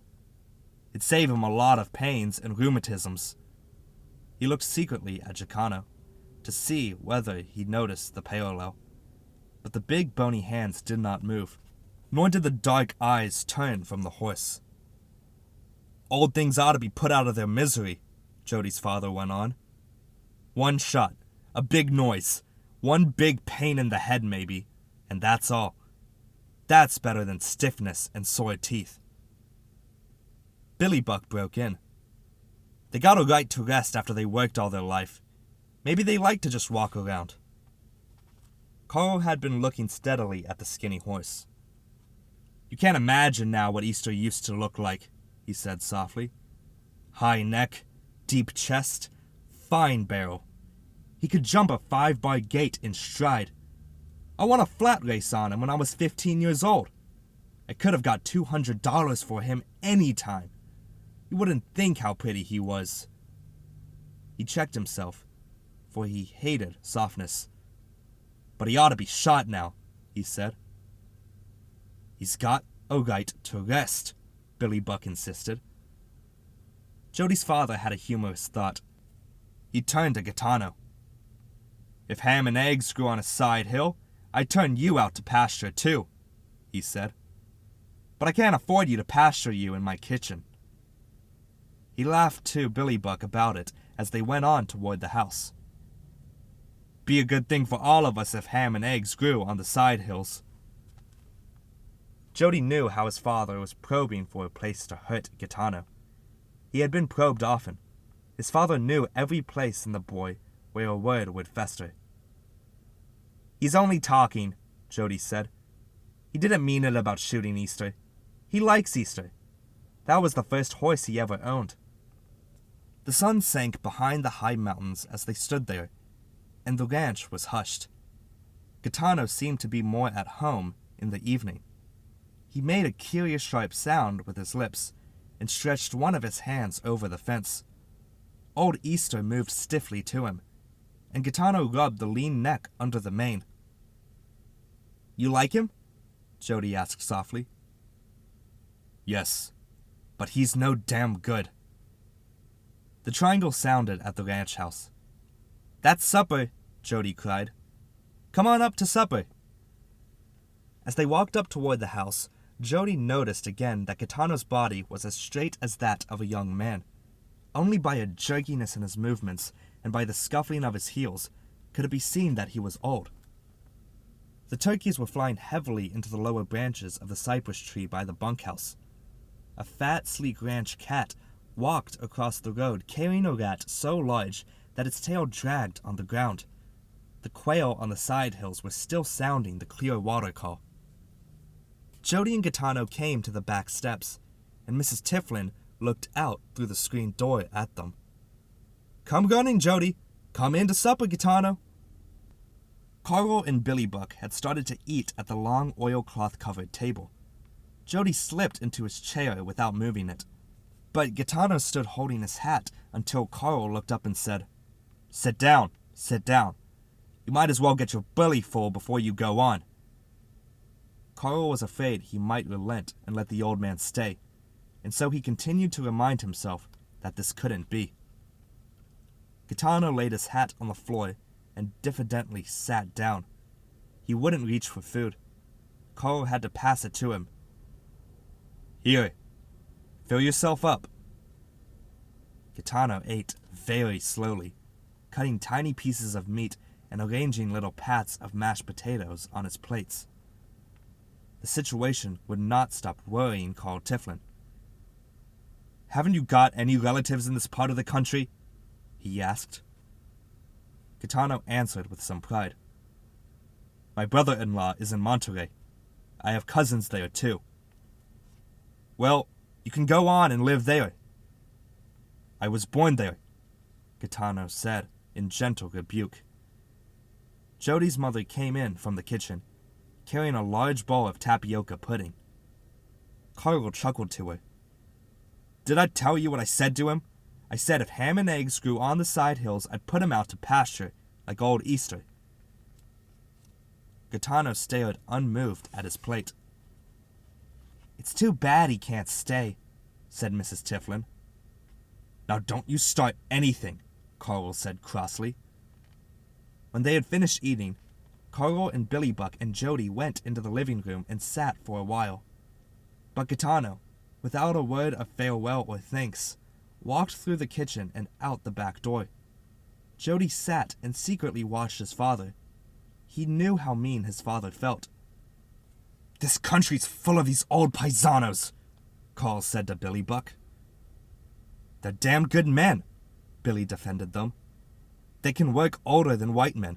I saw one of them 105 years old, and he could still ride a horse. You don't see any white men as old as Gaetano walking 20 or 30 miles. "Oh, they're tough all right," Carl agreed. "Say, are you standing up for him too?" "Listen, Billy," he explained. "I'm having a hard enough time keeping this ranch out of the Bank of Italy without taking on anybody else to feed. You know that, Billy." "Sure, I know," said Billy. "If you was rich, it'd be different." "That's right. And it isn't like he didn't have relatives to go to. A brother-in-law and cousins right in Monterey. Why should I worry about him?" Jody sat quietly, listening, and he seemed to hear Gaetano's gentle voice, and its unanswerable, "But I was born there." Gaetano was mysterious like the mountains. There were ranges back as far as you could see. But behind the last range, piled up against the sky, there was a great unknown country. And Gaetano was an old man, until you got to the dull dark eyes. And in behind them was some unknown thing. He didn't ever say enough to let you guess what was inside, under the eyes. Jody felt himself irresistibly drawn toward the bunkhouse. He slipped from his chair while his father was talking, and he went out the door without making a sound. The night was very dark, and far-off noises carried in clearly. The hammer bells of wood teams sounded from way over the hill on the country road. Jody picked his way across the dark yard. He could see a light through the window of the little room of the bunkhouse. Because the night was secret, he walked quietly up to the window and peered in. Gaetano sat in the rocking chair, and his back was toward the window. His right arm moved slowly back and forth in front of him. Jody pushed the door open and walked in. Gaetano jerked upright and, seizing a piece of deerskin, he tried to throw it over the thing in his lap, but the skin slipped away. Jody stood overwhelmed by the thing in Gaetano's hand. a lean and lovely rapier with a golden basket hilt. The blade was like a thin ray of dark light. The hilt was pierced and intricately carved. "What is it?" Jody demanded. Gitano only looked at him with resentful eyes, and he picked up the fallen deerskin and firmly wrapped the beautiful blade in it. Jody put out his hand. "Can't I see it?" Gitano's eyes smoldered angrily, and he shook his head. "Where'd you get it? Where did it come from?" Now Gitano regarded his profoundly, as though he pondered. "I got it from my father." "Well, where'd he get it?" Gitano looked down at the long deerskin parcel in his hand. "I don't know." "Didn't he ever tell you?" "No." "What do you do with it?" Gitano looked slightly surprised. "Nothing. I just keep it." "Can't I see it again?" The old man slowly unwrapped the shining blade and let the lamplight slip along for a moment. Then he wrapped it up again. "You go now. I want to go to bed." He blew out the lamp almost before Jody had closed the door. As he went back toward the house, Jody knew one thing more sharply than he had ever known anything. He must never tell anyone about the rapier.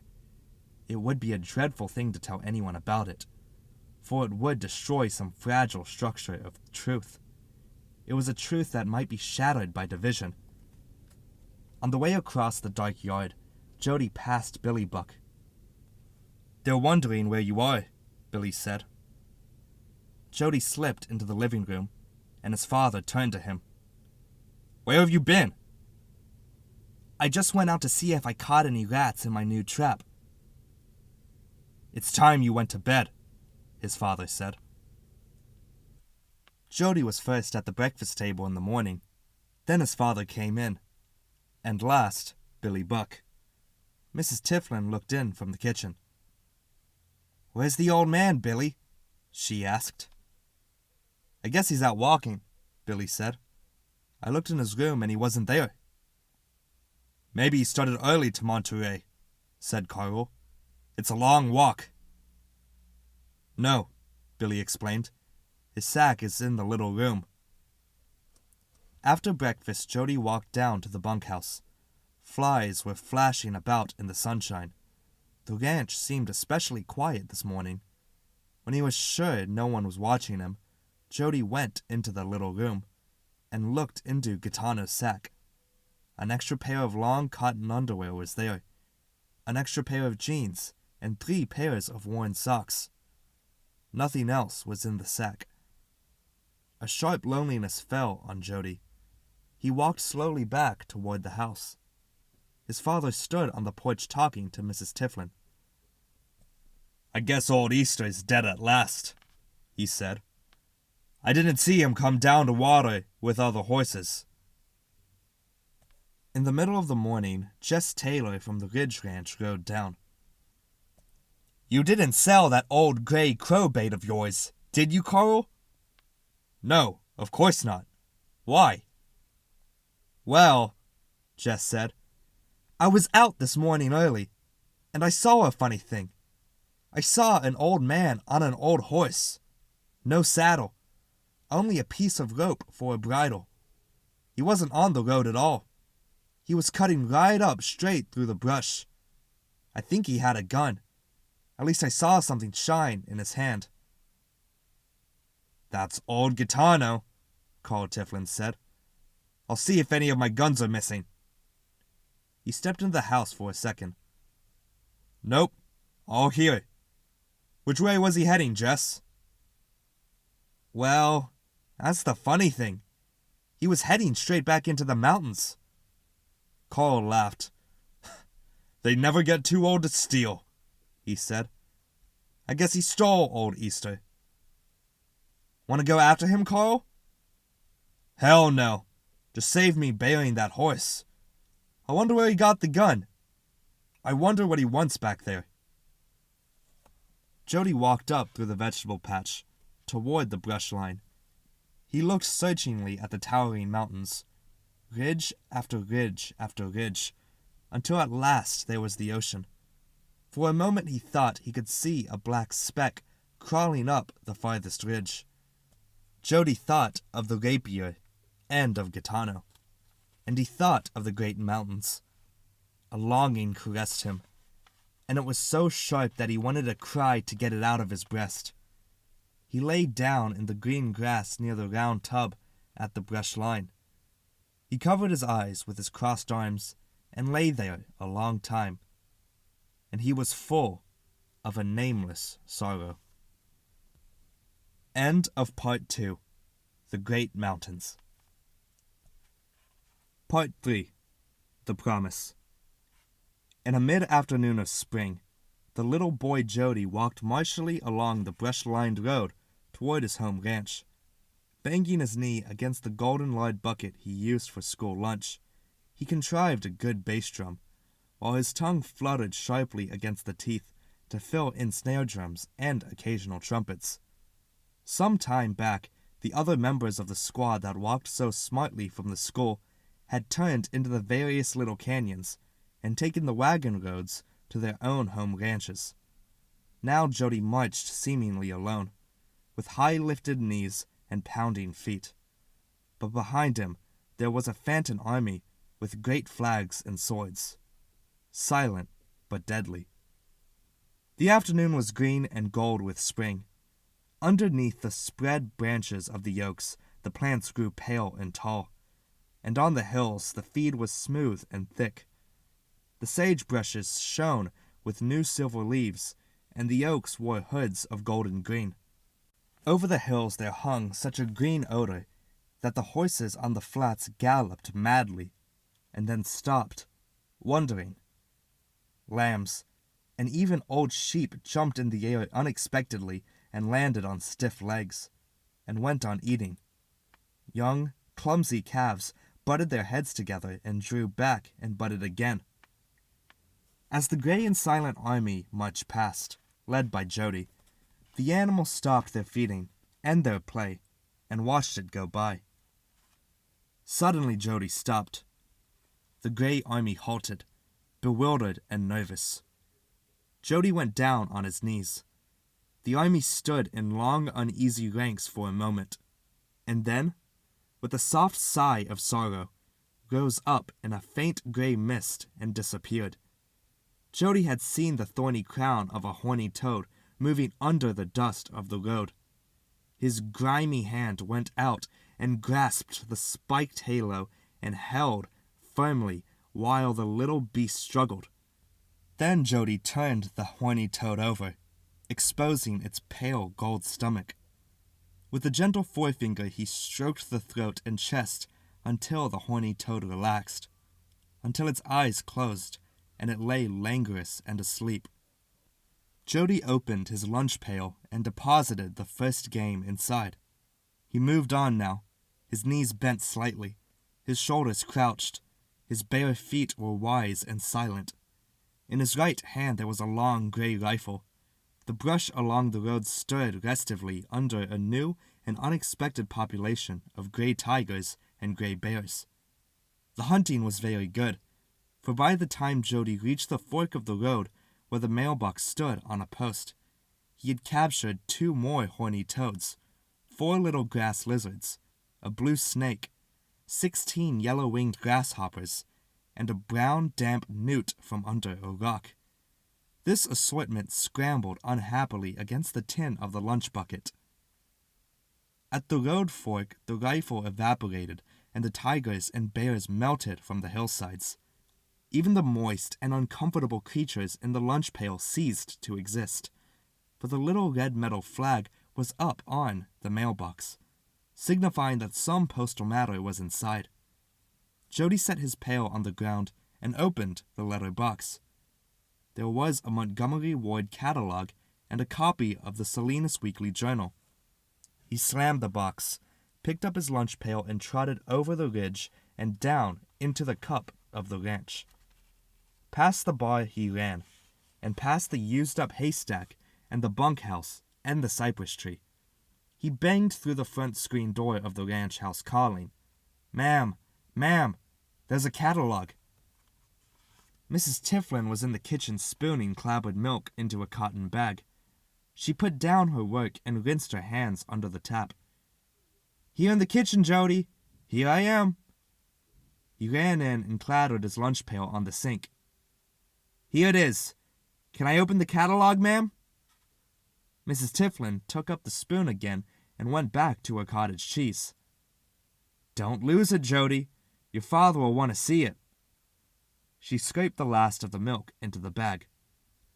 "Oh, Jody, your father wants to see you before you go to your chores." She waved a cruising fly from the cheese bag. Jody closed the new catalog in alarm. "Ma'am?" "Why don't you ever listen? I say your father wants to see you." The boy laid the catalog gently on the sink board. Is it something I did?" Mrs. Tiflin laughed. "Always a bad conscience. What did you do?" "Nothing, ma'am," he said lamely. But he couldn't remember, and besides, it was impossible to know what action might later be construed as a crime. His mother hung the full bag on a nail where it could drip into the sink. "He just said he wanted to see you when you got home. He's somewhere down by the barn." Jody turned and went out the back door, hearing his mother open the lunch pail and then gasp with rage. A memory stabbed him, and he trotted away toward the barn, conscientiously not hearing the angry voice that called him from the house. Carl Tiflin and Billy Buck, the ranch hand, stood against the lower pasture fence. Each man rested one foot on the lowest bar and both elbows on the top bar. They were talking slowly and aimlessly. In the pasture, half a dozen horses nibbled contentedly at the sweet grass. The mare, Nellie, stood backed up against the gate, rubbing her buttocks on the heavy post. Jody sidled uneasily near. He dragged one foot to give an impression of great innocence and nonchalance. When he arrived beside the men, he put one foot on the lowest fence rail, rested his elbows on the second bar, and looked into the pasture too. The two men glanced sideways at him. "I wanted to see you," Carlos said in the stern tone he reserved for children and animals. "Yes, sir," said Jody guiltily. "Billy, here. Says you took good care of the pony before it died." No punishment was in the air. Jody grew bolder. "Yes, sir, I did." "Billy says you have a good, patient hand with horses." Jody felt a sudden warm friendliness for the ranch hand. Billy put in, "He trained that pony as good as anybody I've ever seen." Then Carl Tiflin came gradually to the point. "If you could have another horse, would you work for it?" Jody shivered. "Yes, sir." "Well, look here then. Billy says the best way for you to be a good hand with horses is to raise a colt." "It's the only good way," Billy interrupted. "Now, look here, Jody," continued Carl. "Jess Taylor, up to the Ridge Ranch, has a fair stallion, but it'll cost $5. I'll put up the money, but you'll have to work it out all summer. Will you do that?" Jody felt that his insides were shriveling. "Yes, sir," he said softly. "And no complaining, and no forgetting when you're told to do something." "Yes, sir." "Well, all right then. Tomorrow morning you take Nellie up to the Ridge Ranch and get her bred. You'll have to take care of her, too, till she throws the colt." "Yes, sir." "You better get to the chickens in the wood now." Jody slid away. In passing behind Billy Buck, he very nearly put out his hand to touch the blue-jeaned legs. His shoulders swayed a little with maturity and importance. He went to his work with unprecedented seriousness. This night he did not dump the can of grain to the chickens so that they had to leap over each other and struggle to get it. No, he spread the wheat so far and so carefully that the hens couldn't find some of it at all. And in the house, after listening to his mother's despair over boys who filled their lunch pails with slimy, suffocated reptiles and bugs, He promised never to do it again. Indeed, Jody felt that all such foolishness was lost in the past. He was far too grown up ever to put horny toads in his lunch pail anymore. He carried in so much wood and built such a high structure with it that his mother walked in fear of an avalanche of oak. When he was done, when he had gathered eggs that had remained hidden for weeks, Jody walked down again past the cypress tree and past the bunkhouse toward the pasture. A fat, warty toad that looked out at him from under the watering troughs had no emotional effect on him at all. Carl Tiflin and Billy Buck were not in sight, but from a metallic ringing on the other side of the barn, Jody knew that Billy Buck was just starting to milk a cow. The other horses were eating toward the upper end of the pasture, but Nellie continued to rub herself nervously against the post. Jody walked slowly near, saying, Nellie. The mare's ears went back naughtily, and her lips drew away from her yellow teeth. She turned her head around. Her eyes were glazed and mad. Jody climbed to the top of the fence and hung his feet over and looked paternally down on the mare. The evening hovered while he sat there. Bats and nighthawks flicked about. Billy Buck, walking toward the house carrying a full milk bucket, saw Jody and stopped. "It's a long time to wait," he said gently. "You'll get awful tired waiting." "No, I won't, Billy. How long will it be?" "Nearly a year." "Well, I won't get tired." The triangle at the house rang stridently. Jody climbed down from the fence and walked to supper beside Billy Buck. He even put out his hand and took hold of the milk bucket to help carry it. The next morning after breakfast, Carl Tiflin folded a $5 bill in a piece of newspaper and pinned the package in the bib pocket of Jody's overalls. Billy Buck haltered the mare Nellie and led her out of the pasture. "Be careful now," he warned. "Hold her up short there so she can't bite you. She's crazy as a hoot." Jody took hold of the halter leather itself and started up the hill toward the Ridge Ranch with Nellie skittering and jerking behind him. In the pasturage along the road, the wild oat heads were just clearing their scabbards. The warm morning sun shone on Jody's back so sweetly that he was forced to take a serious stiff-legged hop now and then in spite of his maturity. On the fences, the shiny blackbirds with red epaulets clicked their dry call. The meadowlarks sang like water, and the wild doves, concealed among the bursting leaves of the oaks, made a sound of restrained grieving. In the fields the rabbits sat sunning themselves, with only their forked ears showing above their grass heads. After an hour of steady uphill walking, Jody turned into a narrow road that led up a steeper hill to the Ridge Ranch. He could see the red roof of the barn sticking up above the oak trees, and he could hear a dog barking unemotionally near the house.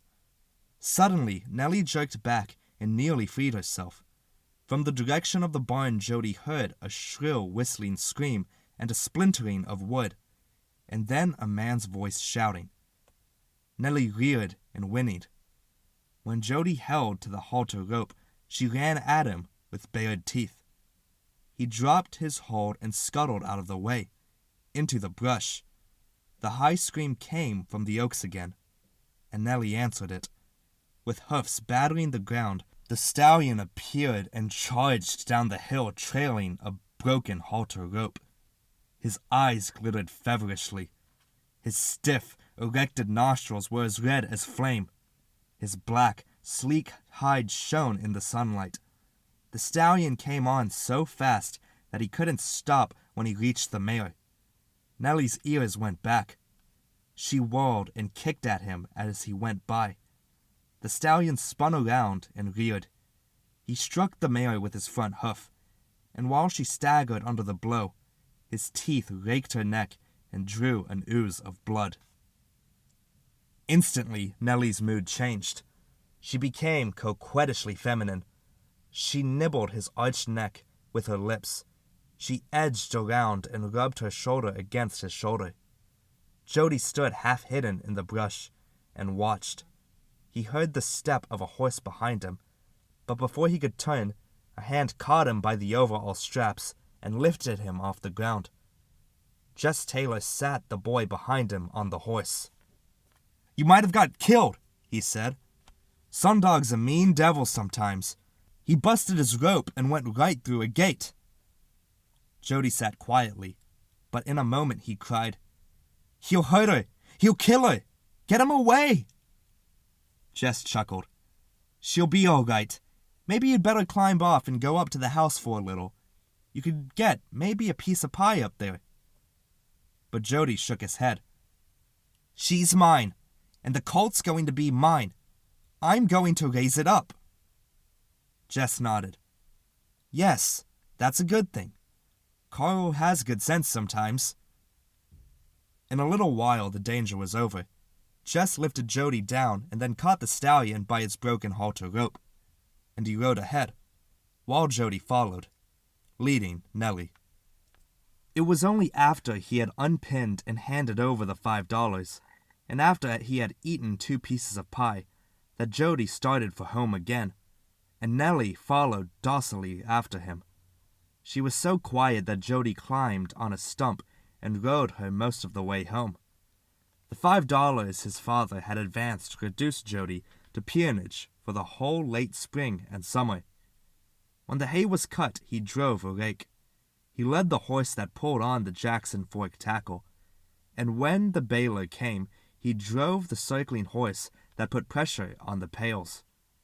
In addition, Carl Tiflin taught him to milk and put a cow under his care, so that a new chore was added night and morning. The bay mare Nellie grew quickly complacent. As she walked about the yellowing hillsides or worked as easy tasks, her lips were curled in a perpetual fatuous smile. She moved slowly, but with the calm importance of an empress. When she was put to a team, she pulled steadily and unemotionally. Jody went to see her every day. He studied her with critical eyes and saw no change whatever.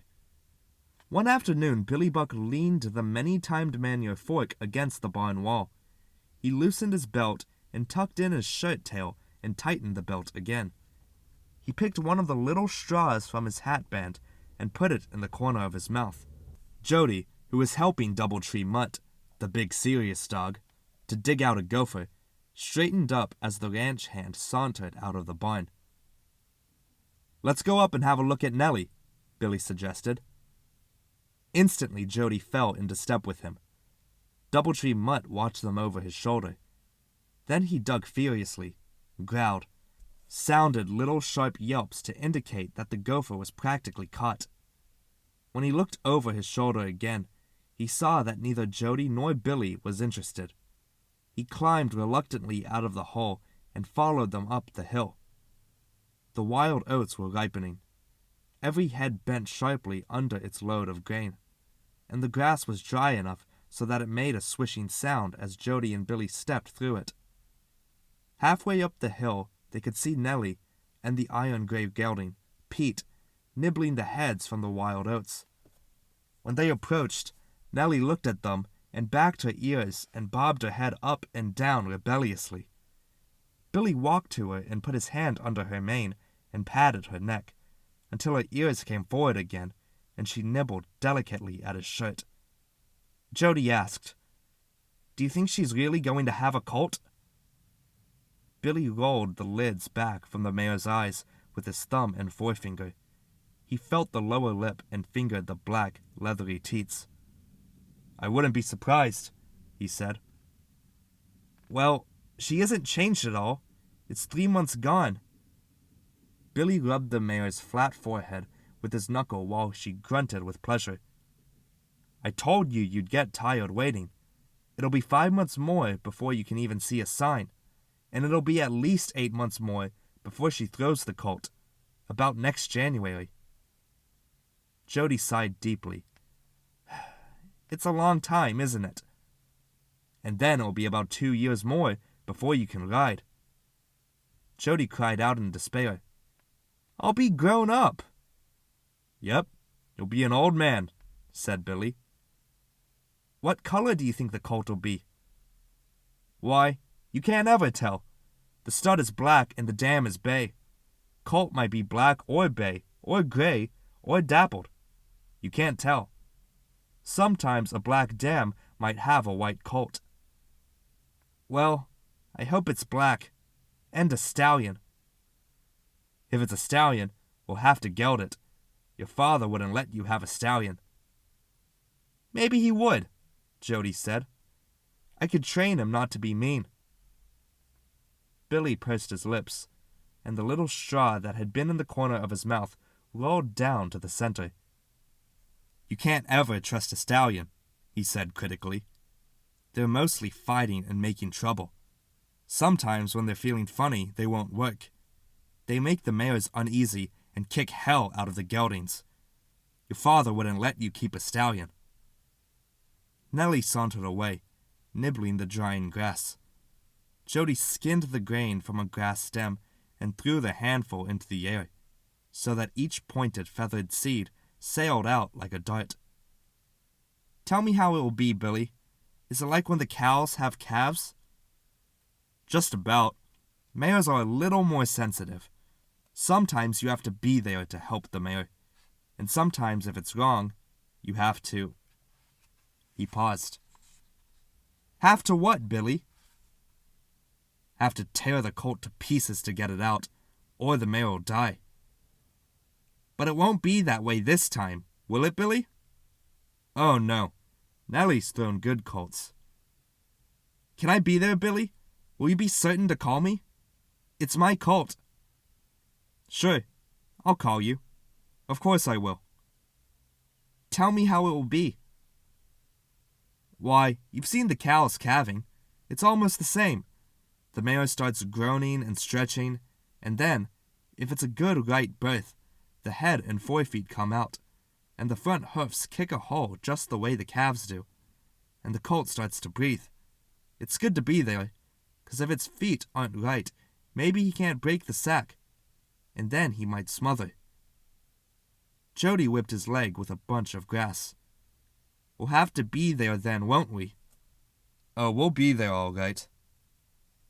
They turned and walked slowly down the hill toward the barn. Jody was tortured with a thing he had to say, although he didn't want to. "Billy," he began miserably. "Billy, you won't let anything happen to the colt, will you?" And Billy knew he was thinking of the red pony, Gabalin, and how it died of strangles. Billy knew he had been infallible before that, and now he was capable of failure. This knowledge made Billy much less sure of himself than he had been. "I can't tell," he said roughly. "All sorts of things might happen, and they wouldn't be my fault. I can't do everything."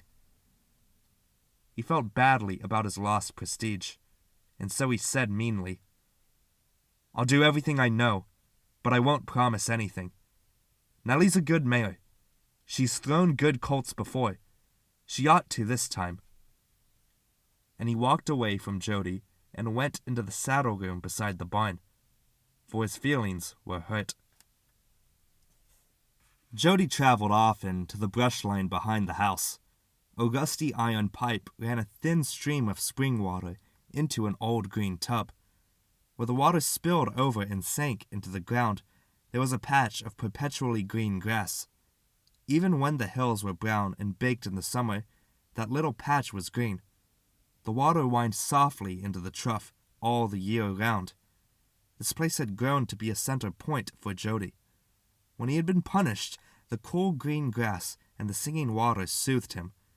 When he had been mean, the biting acid of meanness left him at the brush line. When he sat in the grass and listened to the purling stream, the barriers set up in his mind by the stern day went down to ruin. On the other hand, the black cypress tree by the bunkhouse was as repulsive as the water tub was dear. For to this tree all the pigs came, sooner or later, to be slaughtered. Pig killing was fascinating, with the screaming and the blood. but it made Jody's heart beat so fast that it hurt him. After the pigs were scalded in the big iron tripod kettle and their skins were scraped and white, Jody had to go to the water tub to sit in the grass until his heart grew quiet. The water tub and the black cypress were opposites and enemies. When Billy left him and walked angrily away, Jody turned up toward the house. He thought of Nellie as he walked, and of the little colt.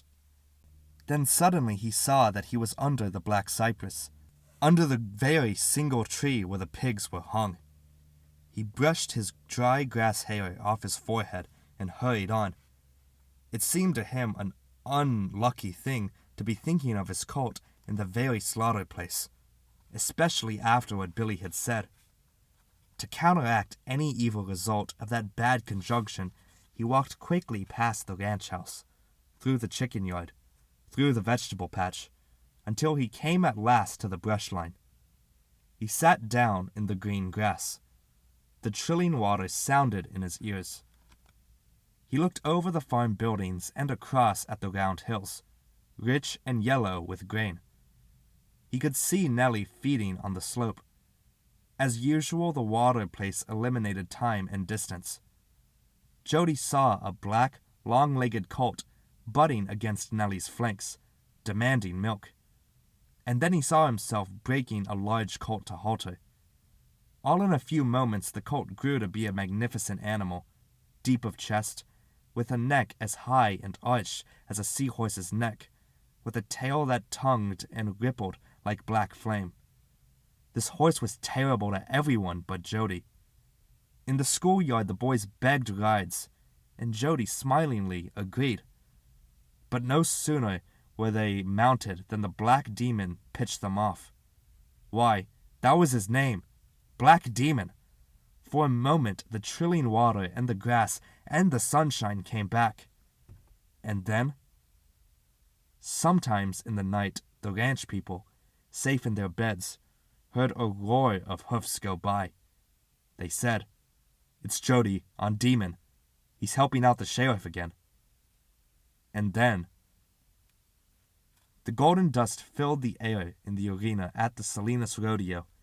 The announcer called the roping contests, where Jody rode the black horse to the starting chute.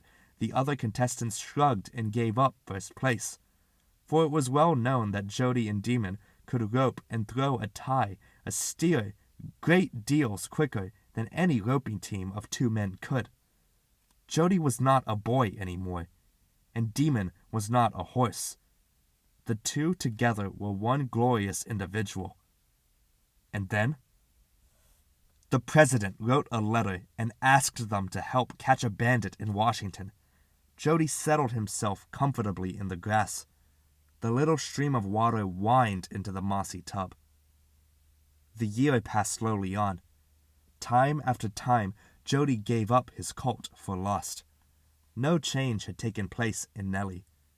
Carl Tiflin still drove her to a light cart, and she pulled on a hay rake and worked the Jackson Fork tackle when the hay was being put into the barn. The summer passed, and the warm, bright autumn, and then the frantic morning winds began to twist along the ground, and a chill came into the air, and the poison oak turned red.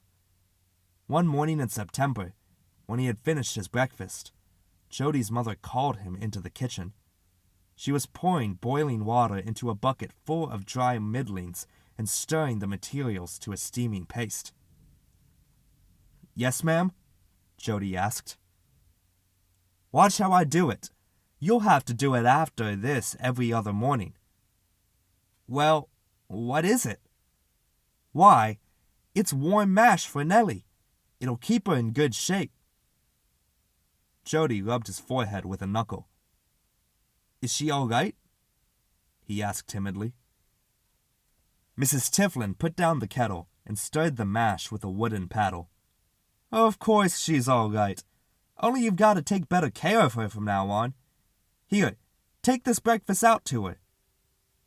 Jody seized the bucket and ran, down past the bunkhouse, past the barn, with the heavy bucket banging against his knees.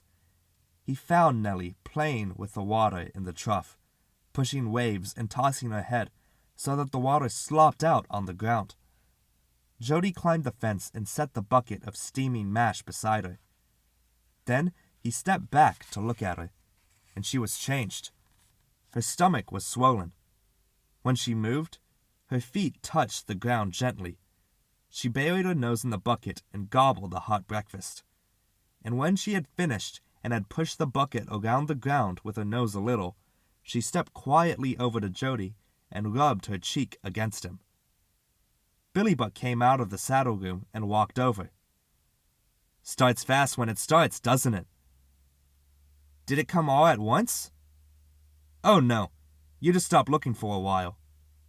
He pulled her head around toward Jody. "She's going to be nice, too. See how nice her eyes are? Some mares get mean, but when they turn nice, they just love everything." Nellie slipped her head under Billy's arm and rubbed her neck up and down between his arm and his side. "You better treat her awful nice now," Billy said. "How long will it be?" Jody demanded breathlessly. The man counted in whispers on his fingers. "About 3 months," he said aloud. "You can't tell exactly. Sometimes it's 11 months to the day, but it might be 2 weeks early, or a month late, without hurting anything." Jody looked hard at the ground. "Billy," he began nervously. "Billy, you'll call me when it's getting born, won't you? You'll let me be there, won't you?" Billy bit the tip of Nellie's ear with the front teeth. "Carl says he wants you to start right at the start. That's the only way to learn. Nobody can tell you anything, like my old man did with me about the saddle blanket. He was a government packer when I was your size, and I helped him some. One day I left a wrinkle in my saddle blanket and made a saddle sore. My old man didn't give me hell at all, but the next morning he saddled me up with a 40-pound stock saddle. I had to lead my horse and carry that saddle over a whole damn mountain in the sun. It darn near killed me, but I never left no wrinkles in a blanket again. I couldn't. I never in my life since then put on a blanket, but I felt that saddle on my back." Jody reached up a hand and took hold of Nellie's mane. "You'll tell me what to do about everything, won't you? I guess you know everything about horses, don't you?" Billy laughed. "Why, I'm half horse myself, you see," he said. "My ma died when I was born, and being my old man was a government packer in the mountains, and no cows around most of the time, why, he just gave me mostly mare's milk," he continued seriously.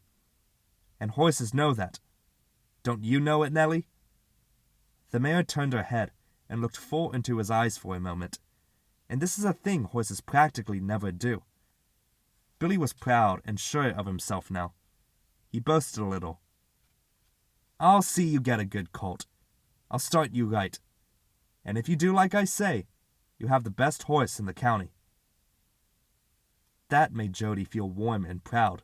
So proud that when he went back to the house, he bowed his legs and swayed his shoulders as horsemen do. And he whispered, "Whoa, you black demon, you! Steady down there and keep your feet on the ground." The winter fell sharply.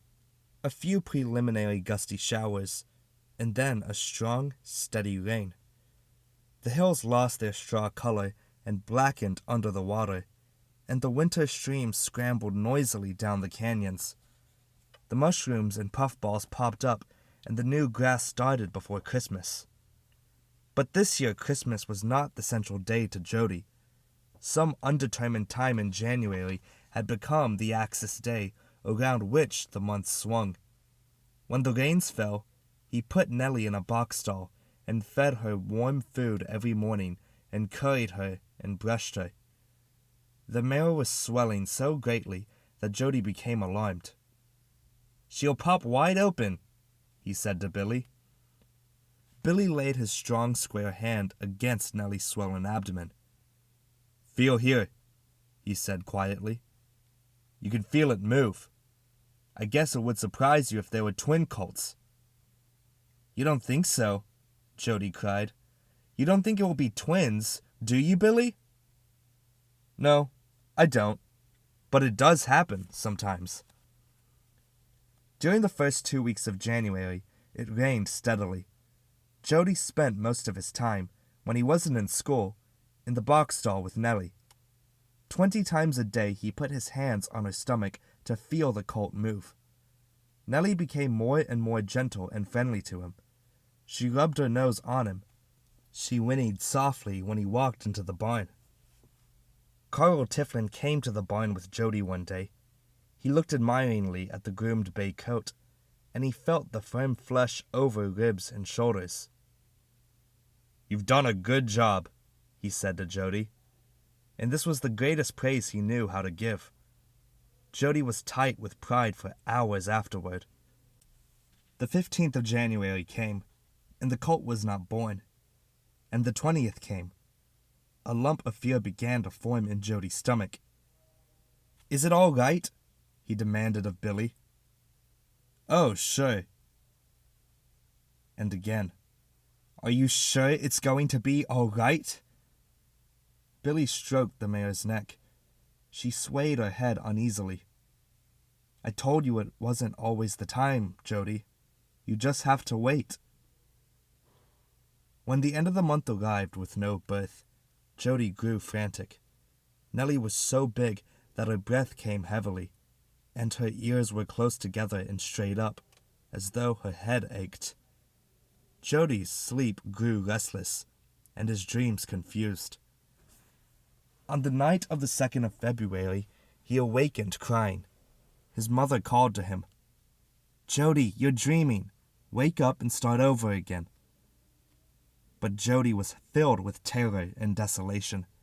He lay quietly a few moments, waiting for his mother to go back to sleep, and then he slipped his clothes on and crept out in his bare feet. The night was black and thick. A little misting rain fell. The cypress tree and the bunkhouse loomed, and then dropped back into the mist.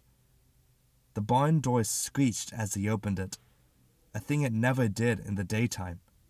Jody went to the rack and found a lantern and a tin box of matches. He lighted the wick and walked down the long straw-covered aisle to Nellie's stall. She was standing up, her whole body weaved from side to side. Jody called to her, "So, Nellie! So, Nellie!" But she did not stop her swaying, nor look around. When he stepped into the stall and touched her on the shoulder, she shivered under his hand. Then Billy Buck's voice came from the hayloft right above the stall. "Jody, what are you doing?" Jody started back and turned miserable eyes up toward the nest where Billy was lying in the hay. "Is she all right, do you think?" "Why, sure, I think so." "You won't let anything happen, Billy. You're sure you won't?" Billy growled down at him. "I told you I'd call you, and I will. Now you get back to bed and stop worrying about that mare. She's got enough to do without you worrying her." Jody cringed, for he had never heard Billy speak in such a tone. "I only thought I'd come and see," he said. "I woke up." Billy softened a little then. "Well, you get to bed. I don't want you to go bothering her. I told you I'd get you a good colt. Get along now." Jody walked slowly out of the barn. He blew out the lantern and set it in the rack. The blackness of the night and the chilled mist struck him and enfolded him. He wished he believed everything, and Billy said as he had before the pony died. It was a moment before his eyes, blinded by the feeble lantern flame, could make any form of the darkness. The damp ground chilled his bare feet.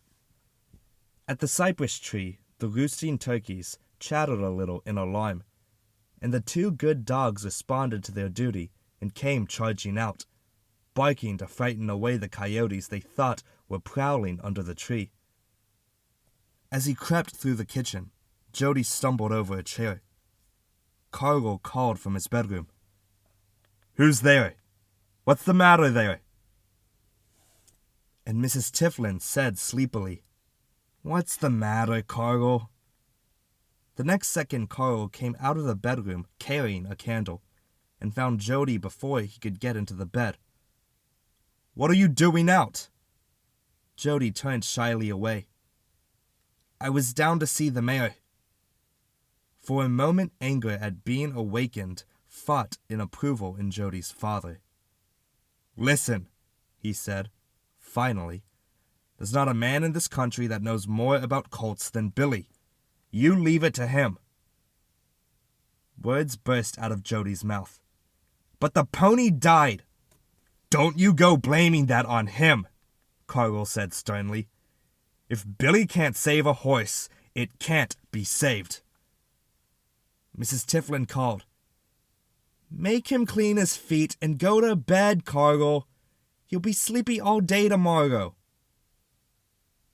It seemed to Jody that he had just closed his eyes to try to go to sleep when he was shaken violently by the shoulder. Billy Buck stood beside him, holding a lantern in his hand. "Get up," he said. "Hurry up." He turned and walked quickly out of the room.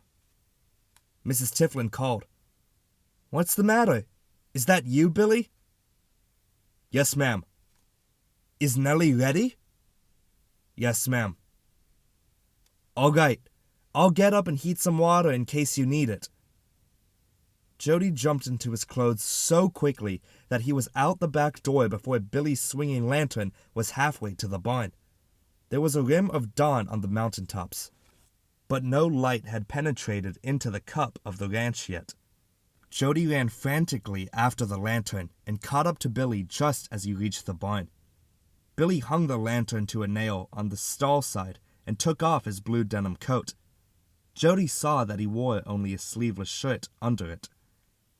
Nellie was standing rigid and stiff. While they watched, she crouched. Her whole body was wrung with a spasm. The spasm passed, but in a few moments it started over again, and passed. Billy muttered nervously. "There's something wrong." His bare hand disappeared. "Oh, Jesus," he said. "It's wrong." The spasm came again, and this time Billy strained, and the muscles stood out on his arm and shoulder. He heaved strongly, his forehead beaded with perspiration. Nellie cried with pain. Billy was muttering, "It's wrong. I can't turn it. It's way wrong. It's turned all around wrong." He glared wildly toward Jody, and then his fingers made a careful diagnosis. His cheeks were growing tight and gray. He looked for a long questioning minute at Jody standing back of the stall. Then Billy stepped to the rack under the manure window and picked up a horseshoe hammer with his wet right hand. "Go outside, Jody," he said. The boy stood still and stared dully at him. "Go outside, I tell you! It'll be too late!" Jody didn't move. Then Billy walked quickly to Nellie's head. He cried, "Turn your face away, damn you! Turn your face!" This time Jody obeyed. His head turned sideways. He heard Billy whispering hoarsely in the stall, and then he heard a hollow crunch of bone. Nellie chuckled shrilly. Jody looked back in time to see the hammer rise and fall again on the flat forehead. Then Nellie fell heavily to her side and quivered for a moment. Billy jumped to the swollen stomach. His big pocket knife was in his hand. He lifted the skin and drove the knife in. He sawed and ripped at the tough belly. The air filled with the sick odor of warm, living entrails. The other horses reared back against their halter chains and squealed and kicked. Billy dropped the knife. Both of his arms plunged into the terrible ragged hole and dragged out a big, white, dripping bundle. His teeth tore a hole in the covering. A little black head appeared through the tear, and little, slick, wet ears. A gurgling breath was drawn, and then another. Billy shucked off the sack and found his knife and cut the string. For a moment he held the little black colt in his arms and looked at it. And then he walked slowly over and laid it in the straw at Jody's feet. Billy's face and arms and chest were dripping red. His body shivered and his teeth chattered. His voice was gone. He spoke in a throaty whisper. "There's your colt. I promised, and there it is. I had to do it. Had to." He stopped and looked over his shoulder into the box stall. "Go get hot water and a sponge," he whispered. "Wash him and dry him the way his mother would. You'll have to feed him by hand. But there's your colt, the way I promised." Jody stared stupidly at the wet, panting foal. It stretched out its chin and tried to raise its head. Its blank eyes were navy blue. "God damn you!" Billy shouted. "Will you go now for the water? Will you go?" Then Jody turned and trotted out of the barn into the dawn. He ached from his throat to his stomach. His legs were stiff and heavy. He tried to be glad because of the colt, but the bloody face and the haunted, tired eyes of Billy Buck hung in the air ahead of him.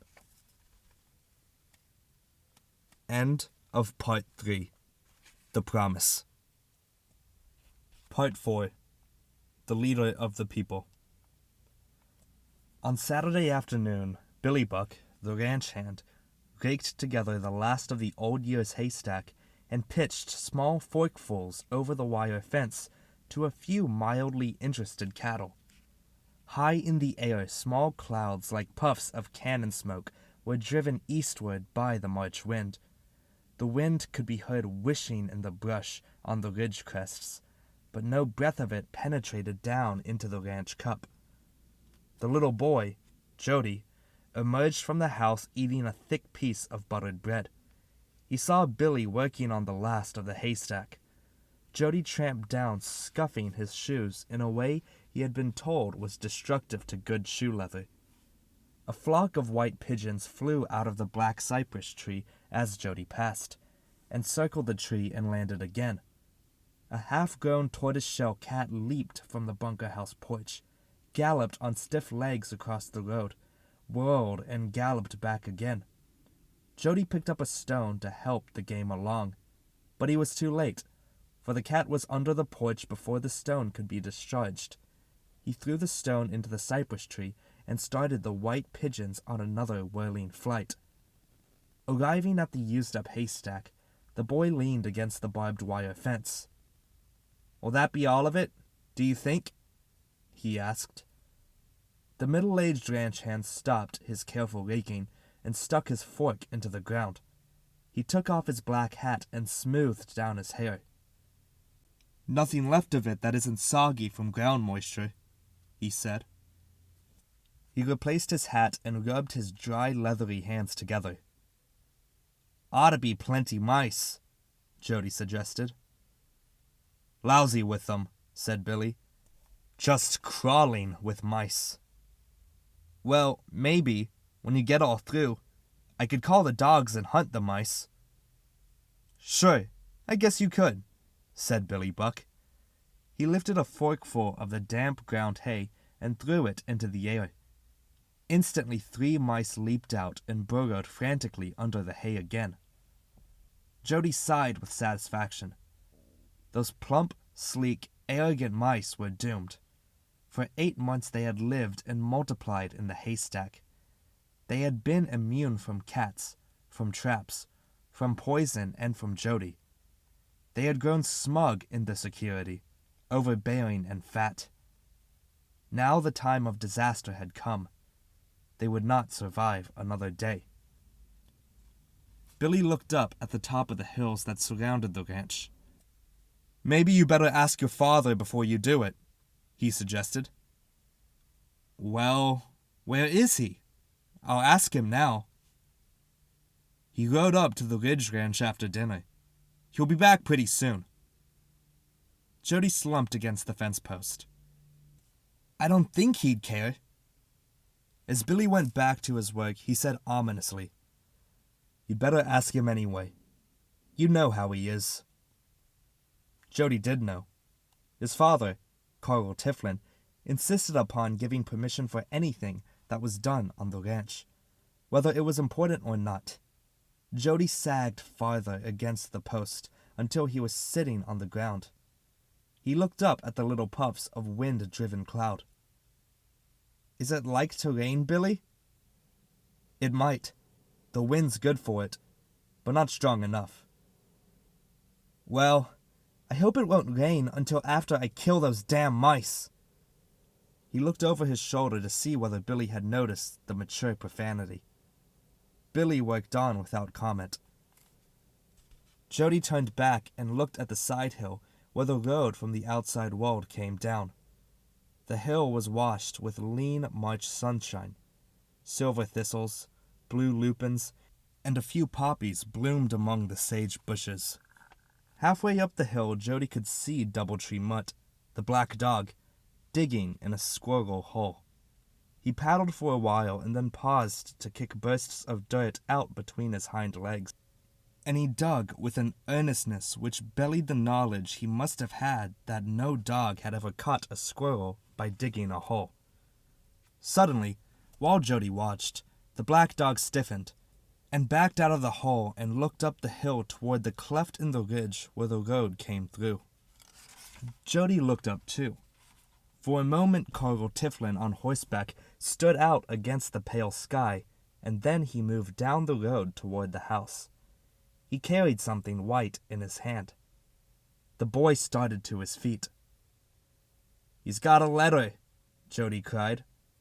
He trotted away toward the ranch house, for the letter would probably be read aloud, and he wanted to be there.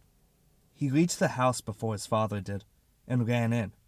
He heard Carl dismount from his creaking saddle and slap the horse on the side to send it to the barn where Billy would unsaddle it and turn it out. Jody ran into the kitchen. We got a letter, he cried. His mother looked up from a pan of beans. Who has? Father has. I saw it in his hand. Carl strode into the kitchen then, and Jody's mother asked, Who's the letter from, Carl? He frowned quickly. How did you know there was a letter? She nodded her head in the boy's direction. Big Britches Jody told me. Jody was embarrassed. His father looked down at him contemptuously. He is getting to be a big britches, Carl said. He's minding everyone's business but his own. Got his big nose into everything. Mrs. Tiflin relented a little. Well, he hasn't enough to keep him busy. Who's the letter from? Carl still frowned on Jody. I'll keep him busy if he isn't careful. He held out a sealed letter. I guess it's from your father. Mrs. Tiflin took a hairpin from her head and split open the flap. Her lips pursed judiciously. Jody saw her eyes snap back and forth over the lines. He says, she translated. He says he's going to drive out Saturday to stay for a little while. Why, this is Saturday. The letter must have been delayed. She looked at the postmark. This was mailed 1 day before yesterday. It should have been here yesterday. She looked up questioningly at her husband, and then her face darkened angrily. Now what have you got that look on for? He doesn't come often. Carl turned his eyes away from her anger. He could be stern with most of her time, but when occasionally her temper arose, he could not combat it. What's the matter with you? She demanded again. In his explanation there was a tone of apology Jody himself might have used. It's just that he talks, Carl said lamely. Just talks. Well, what of it? You talk yourself. Sure I do, but your father only talks about one thing. Indians! Jody broke in excitedly. Indians and crossing the plains! Carl turned fiercely on him. You get out, Mr. Big Britches! Go on now, get out! Jody went miserably out the back door and closed the screen with elaborate quietness. Under the kitchen window, his shamed, downcast eyes fell upon a curiously shaped stone. A stone of such fascination that he squatted down and picked it up and turned it over in his hands. The voices came clearly to him through the open kitchen window. Jody's damn well right, he heard his father say. Just Indians and crossing the plains. I've heard that story about how the horses got driven off about 1,000 times. He just goes on, and he never changes a word in the things he tells. When Mrs. Tifflin answered, her tone was so changed that Jody, outside the window, looked up from his study of the stone. Her voice had become soft and explanatory. Jody knew how her face would have changed to match the tone. She said quietly, Look at it this way, Carl. That was the big thing in my father's life. He led a wagon train clear across the plains to the coast, and when it was finished, his life was done. It was a big thing to do, but it didn't last long enough. Look, she continued. It's as though he was born to do that, and after he finished it, there wasn't anything more for him to do but think about it and talk about it. If there had been any farther west to go, he'd have gone. He told me so himself. But at least there was the ocean. He lives right by the ocean where he had to stop. She had caught Carl, caught him and entangled him in her soft tone. I've seen him, he agreed quietly. He goes down and stares off west over the ocean. His voice sharpened a little. And then he goes up to the Horseshoe Club in Pacific Grove, and he tells people how the Indians drove off the horses. She tried to catch him again. Well, it's everything to him. You might be patient with him and pretend to listen. Cargill turned impatiently away. Well, if it gets too bad, I can always go down to the bunkhouse and sit with Billy, he said irritably. He walked through the house and slammed the front door after him. Jody ran to his chores. He dumped the grain to the chickens without chasing any of them. He gathered the eggs from the nests. He trotted into the house with the wood and interlaced it so carefully in the wood box that 2 armloads seemed to fill it to overflowing. His mother had finished the beans by now. She stirred up the fire and brushed off the stovetop with a turkey wing. Jody peered cautiously at her to see whether any answer toward him remained. Is he coming today? Jody asked. That's what his letter said. Maybe I better walk up the road to meet him. Mrs. Tifflin clanged the stove lid shut. That would be nice, she said. He'd probably like to be met. I guess I'll just do it then. Outside, Jody whistled shrilly to the dogs. Come on up the hill, he commanded. The 2 dogs waved their tails and ran ahead. Along the roadside, the sage had tender new tips. Jody tore off some pieces and rubbed them on his hands until the air was filled with a sharp, wild smell. With a rush, the dogs leaped from the road and yapped into the brush after a rabbit. That was the last Jody saw of them, for when they failed to catch the rabbit, they went back home. Jody plodded on up the hill toward the ridgetop. When he reached the little cleft where the road came through, the afternoon wind struck him and blew up his hair and ruffled his shirt. He looked down on the little hills and ridges below, and then out at the huge green Salinas Valley. He could see the white town of Salinas far out in the flat and the flash of its windows under the waning sun. Directly below him, in an oak tree, A crow congress had convened. The tree was black with crows all cawing at once. Then Jody's eyes followed the wagon road down from the ridge where he stood, and lost it behind a hill, and picked it up again on the other side. On that distant stretch he saw a cart slowly pulled by a bay horse. It disappeared behind the hill. Jody sat down on the ground and watched the place where the cart would reappear again. The wind sang on the hilltops, and the puffball clouds hurried eastward. Then the cart came into sight and stopped.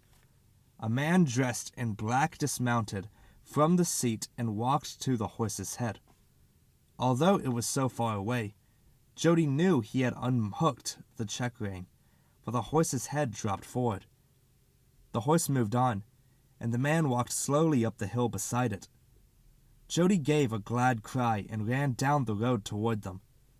The squirrels bumped along off the road, and the roadrunner flirted its tail and raced over the edge of the hill and sailed out like a glider. Jody tried to leap into the middle of a shadow at every step.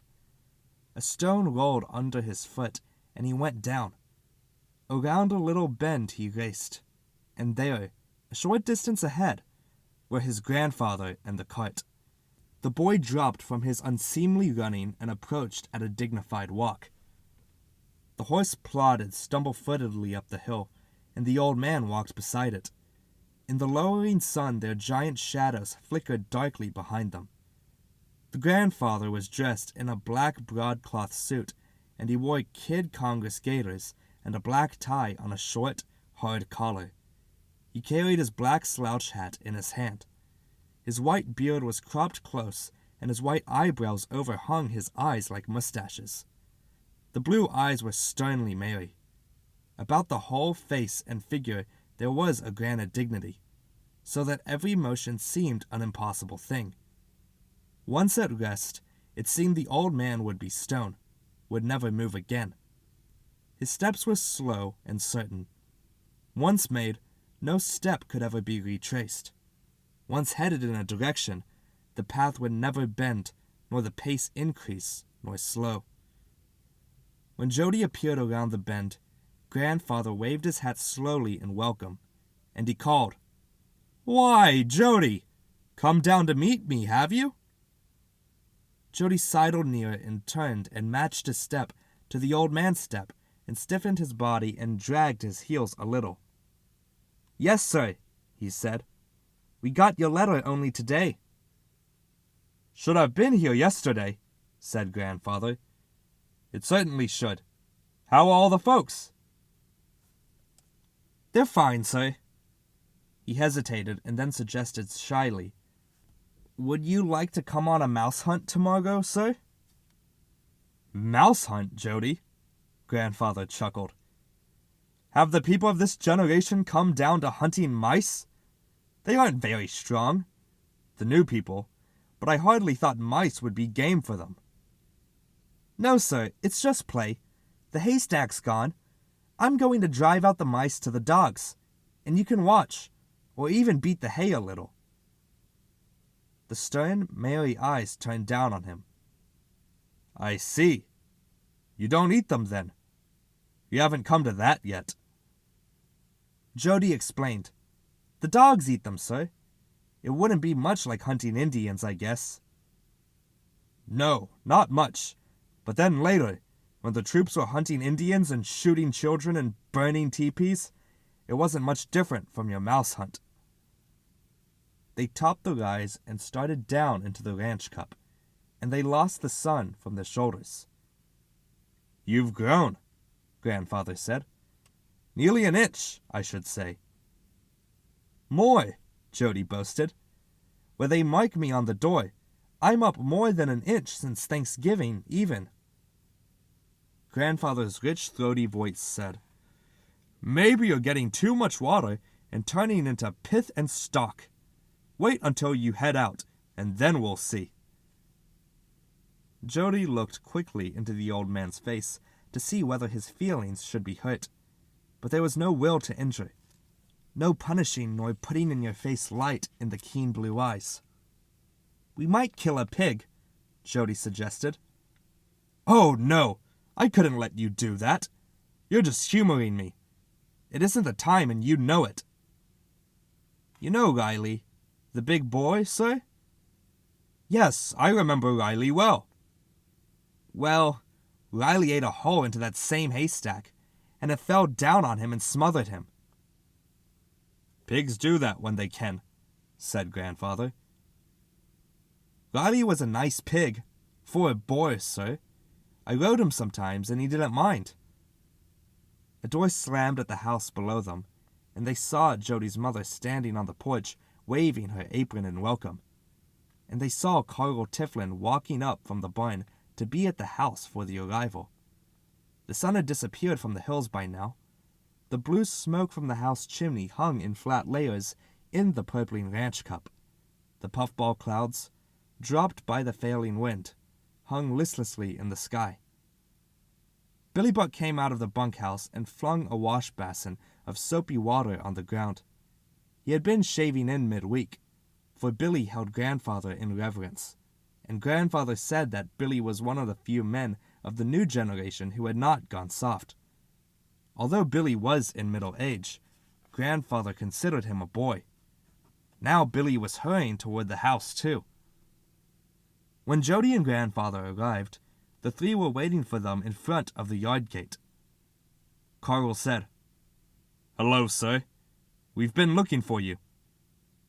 Mrs. Tiflin kissed Grandfather on the side of his beard and stood still while his big hand patted her shoulder. Billy shook hands solemnly, grinning under his straw mustache.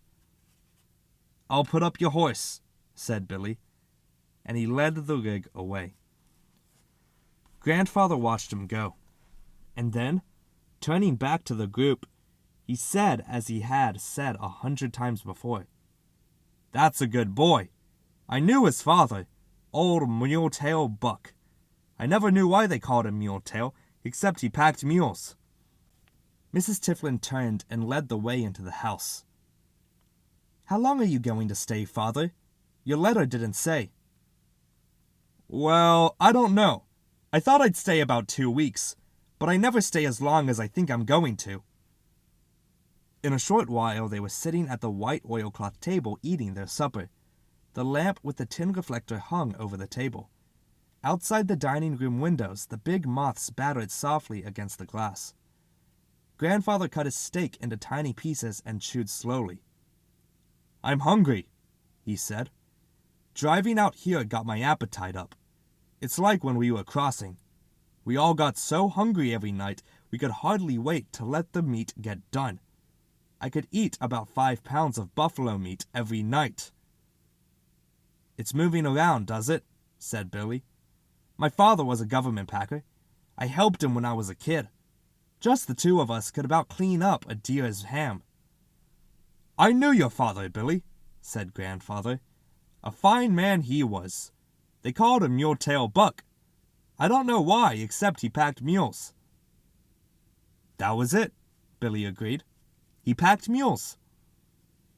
Grandfather put down his knife and fork and looked around the table. "I remember one time we ran out of meat." His voice dropped to a curious low sing-song, dropped into a tonal groove the story had worn for itself. "There was no buffalo, no antelope, not even rabbits. The hunters couldn't even shoot a coyote. That was the time for the leader to be on the watch. I was the leader, and I kept my eyes open. Know why? Well, just the minute the people began to get hungry, they'd start slaughtering the team oxen. Do you believe that? I've heard of parties that just ate up their draft cattle, started from the middle and worked toward the end. Finally, they'd eat the lead pair, and then the wheelers. The leader of the party had to keep them from doing that." In some manner, a big moth got into the room and circled the hanging kerosene lamp. Billy got up and tried to clap it between his hands. Carl struck with a cupped palm and caught the moth and broke it. He walked to the window and dropped it out. "As I was saying," Grandfather began again, but Carl interrupted him. "You'd better eat some more meat. All the rest of us are ready for our pudding." Jody saw a flash of anger in his mother's eyes. Grandfather picked up his knife and fork. "I'm pretty hungry, all right," he said. "I'll tell you about that later." When supper was over, when the family and Billy Buck sat in front of the fireplace in the other room, Jody anxiously watched Grandfather. He saw the signs he knew. The bearded head leaned forward. The eyes lost their sternness and looked wonderingly into the fire. The big lean fingers laced themselves on the black knees. "I wonder," he began. "I just wonder whether I ever told you how those thieving Paiutas drove off 35 of our horses." "I think you did," Carlo interrupted. "Wasn't it just before you went up into the Tahoe country?" Grandfather turned quickly toward his son-in-law. "That's right. I guess I must have told you that story." "Lots of times," Carlo said cruelly, and he avoided his wife's eyes. But he felt the angry eyes on him, and he said, "Course, I'd like to hear it again." Grandfather looked back at the fire, his fingers unlaced and laced again. Jody knew how he felt, how his insides were collapsed and empty. Hadn't Jody been called a big britches that very afternoon? He arose to heroism and opened himself to the term big britches again. "Tell about Indians," he said softly. Grandfather's eyes grew stern again. "Boys always want to hear about Indians. It was a job for men, but boys want to hear about it. Well, let's see. Did I ever tell you how I wanted each wagon to carry a long iron plate?" Everyone but Jody remained silent. Jody said, "No, you didn't." "Well, when the Indians attacked, we always put the wagons in a circle and fought from between the wheels. I thought that if every wagon carried a long plate with rifle holes, the men could stand the plates on the outside of the wheels when the wagons were in the circle, and they would be protected. It would save lives, and that would make up for extra weight of the iron. But of course the party wouldn't do it. No party had done it before, and they couldn't see why they should go to the expense. They lived to regret it, too." Jody looked at his mother, and knew from her expression that she was not listening at all. Carlo picked at a callus on his thumb, and Billy Buck watched a spider crawling up the wall. Grandfather's tone dropped into his narrative groove again. Jody knew in advance exactly what words would fall. The story droned on, speeded up for the attack, grew sad over the wounds, struck a dirge at the burials on the Great Plains. Jody sat quietly watching Grandfather. The stern blue eyes were detached. He looked as though he were not very interested in the story himself. When it was finished, when the pause had been politely respected as the frontier of the story, Billy Buck stood up and stretched and hitched his trousers. "I guess I'll turn in," he said. Then he faced Grandfather. "I've got an old powder horn and a cap and ball pistol down to the bunkhouse. Did I ever show them to you?" Grandfather nodded slowly. "Yes, I think you did, Billy. Reminds me of a pistol I had when I was leading the people across." Billy stood quietly until the little story was done, and then he said, "Good night," and went out the house. Carl Tiflin tried to turn the conversation then. "How's the country between here and Monterey? I heard it's pretty dry." "It is dry," said Grandfather. "There's not a drop of water in the Laguna Seca, but it's a long pull from 87. The whole country was powder then. And in 61, I believe, all the coyotes starved to death. We had 15 inches of rain this year." "Yes, but it all came too early. We couldn't do with some now." Carl's eyes fell on Jody. "Hadn't you better be getting to bed?" Jody stood up obediently. "Can I kill the mice in the old haystack, sir?" "Mice? Oh, sure. Kill them all off. Billy said there isn't any good hay left. Jody exchanged a secret and satisfying look with Grandfather. I'll kill every one tomorrow, he promised. Jody lay in his bed and thought of the impossible world of Indians and buffaloes, a world that had ceased to be forever. He wished he could have been living in the heroic time, but he knew he was not of heroic timber. No one leaving now, save possibly Billy Buck, was worthy to do the things that had been done. A race of giants had lived then, fearless men, men of staunchness unknown in this day. Jody thought of a wide plain and of the wagons moving across like centipedes. He thought of Grandfather on a huge white horse, marshalling the people. Across his mind marched the great phantoms, and they marched off the earth and they were gone. He came back to the ranch for a moment then. He heard the dull rushing sound that space and silence make. He heard one of the dogs, out in the doghouse, scratching a flea and bumping his elbow against the floor with every stroke. Then the wind arose again, and the black cypress groaned, and Jody went to sleep. He was up half an hour before the triangle sounded for breakfast. His mother was rattling the stove to make the flames roar when Jody went through the kitchen. You're up early, she said. Where are you going? Out to get a good stick. We're going to kill the mice today.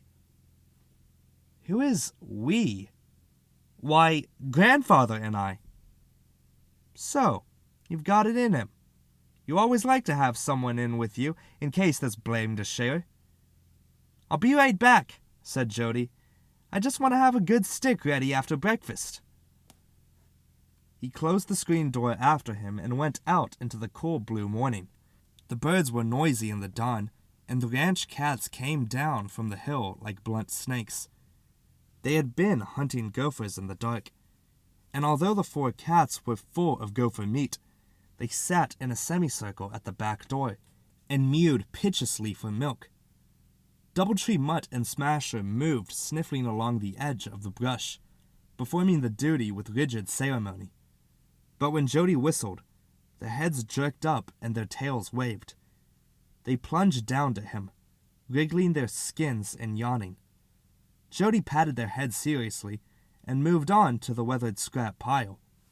He selected an old broom handle and a short piece of inch-square scrap wood.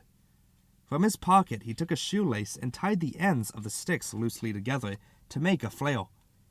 He whistled his new weapon through the air and struck the ground experimentally, while the dogs leaped aside and whined with apprehension.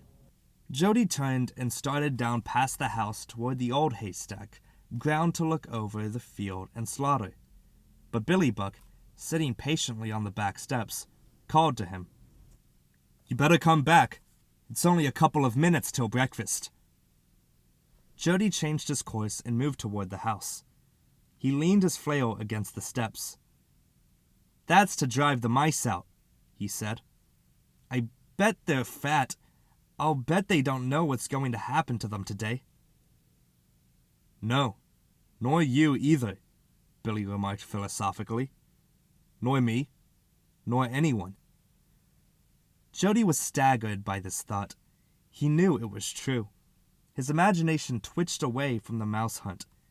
Then his mother came out on the back porch and struck the triangle, and all thoughts fell in a heap. Grandfather hadn't appeared at the table when they sat down. Billy nodded at his empty chair. He's all right? He isn't sick? He takes a long time to dress, said Mrs. Tiflin. He combs his whiskers and rubs up his shoes and brushes his clothes. Cargill scattered sugar on his mush. A man that's led a wagon train across the plains has got to be pretty careful how he dresses. Mrs. Tiflin turned on him. Don't do that, Cargill. Please don't. There was more of threat than request in her tone, and the threat irritated Cargill. Well, how many times do I have to listen to the story of the iron plates and the 35 horses? That time's done. Why can't he forget it? Now it's done. He grew angrier While he talked over, his voice rose. Why does he have to tell them over and over? He came across the plains all right. Now it's finished. Nobody wants to hear about it over and over. The door into the kitchen closed softly. The four at the table sat frozen. Carl laid his mush spoon on the table and touched his chin with his fingers. Then the kitchen door opened and Grandfather walked in. His mouth smiled tightly and his eyes were squinted. "Good morning," he said, and he sat down and looked at his mush dish. Carl could not leave it there.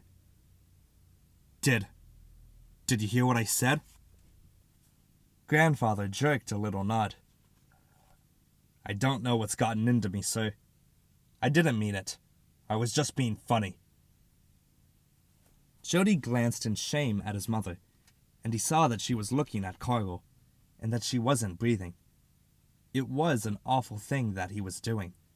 He was tearing himself to pieces to talk like that. It was a terrible thing to him to retract a word, but to retract it in shame was infinitely worse. Grandfather looked sidewise. "I'm trying to get right side up," he said gently. "I'm not being mad. I don't mind what you said. But it might be true, and I would mind that." "It isn't true," said Carl. "I'm not feeling well this morning. I'm sorry I said it." "Don't be sorry, Carl. An old man doesn't see things sometimes. Maybe you're right. The crossing is finished. Maybe it should be forgotten. Now it's done." Carl got up from the table. "I've had enough to eat. I'm going to work. Take your time, Billy." He walked quickly out of the dining room. Billy gulped the rest of his food and followed soon after, but Jody could not leave his chair. "Won't you tell any more stories?" Jody asked. "Why, sure I'll tell them, but only when I'm sure people want to hear them." "I like to hear them, sir." "Oh, of course you do, but you're a little boy. It was a job for men, but only little boys like to hear about it." Jody got up from his place. "I'll wait outside for you, sir. I've got a good stick for those mice." He waited by the gate until the old man came out on the porch. "Let's go down and kill the mice now," Jody called. "I think I'll just sit in the sun, Jody. You go kill the mice." "You can use my stick if you like." "No, I'll just sit here a while." Jody turned disconsolately away and walked down toward the old haystack. He tried to whip up his enthusiasm with thoughts of the fat, juicy mice. He beat the ground with his flail. Dogs coaxed and whined about him, but he would not go. Back at the house, he could see Grandfather sitting on the porch, looking small and thin and back. Jody gave up and went to sit on the steps at the old man's feet. "Back already? Did you kill the mice?" "No, sir. I'll kill them some other day." The morning flies buzzed close to the ground, and the ants dashed about in front of the steps. The heavy smell of sage slipped down the hill. The porch boards grew warm in the sunshine. Jody hardly knew when Grandfather started to talk.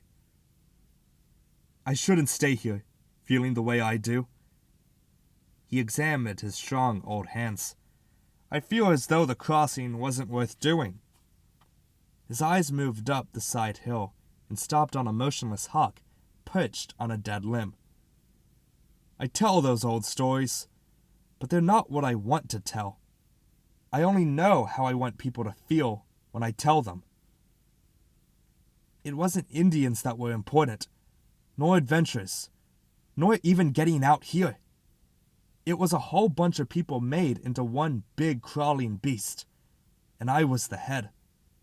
It was westering and westering.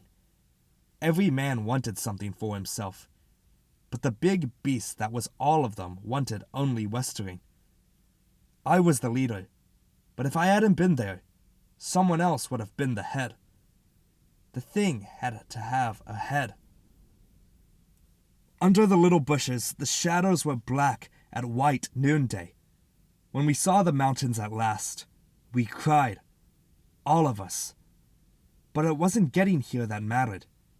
It was movement and westering. We carried life out here and set it down the way those ants carry eggs. And I was the leader. The westering was as big as God. And the slow steps that made the movement piled up until the continent was crossed. Then we came down to the sea, and it was done. He stopped and wiped his eyes until the rims were red. That's what I should be telling instead of stories. When Jody spoke, Grandfather started and looked down at him. Maybe I could lead the people someday, Jody said. The old man smiled. There's no place to go. There's the ocean to stop you. There's a line of old men along the shore, hating the ocean because it stopped them. In boats I might, sir. No place to go, Jody. Every place is taken. But that's not the worst. No, not the worst. Westering has died out of the people. Westering isn't a hunger anymore. It's all done. Your father is right. It is finished. He laced his fingers on his knee and looked at them. Jody felt very sad. If you'd like a glass of lemonade, I could make it for you. Grandfather was about to refuse, and then he saw Jody's face. That would be nice, he said. Yes, it would be nice to drink a lemonade. Jody ran into the kitchen where his mother was wiping the last of the breakfast dishes. Can I have a lemon to make a lemonade for Grandfather? His mother mimicked. And another lemon to make a lemonade for you? No, ma'am. I don't want one. Jody, you're sick. Then she stopped suddenly. Take a lemon out of the cooler, she said softly. Here, I'll reach the squeezer down to you. End of Part 4. The Leader of the People. End of The Red Pony, written by John Steinbeck. This has been an audio recording by me, Jordan Barclay, just doing this because I want to. If you enjoyed the production of this audiobook, please give a like, I would appreciate it. If you have any requests on what I should read next, comment below and I'll see if I can get to it as soon as possible. And if you want to stay updated on daily and weekly audio recordings, hit the subscribe button, I'd appreciate it. And ring the bell for notifications. Okay, well, I'm out. Bye.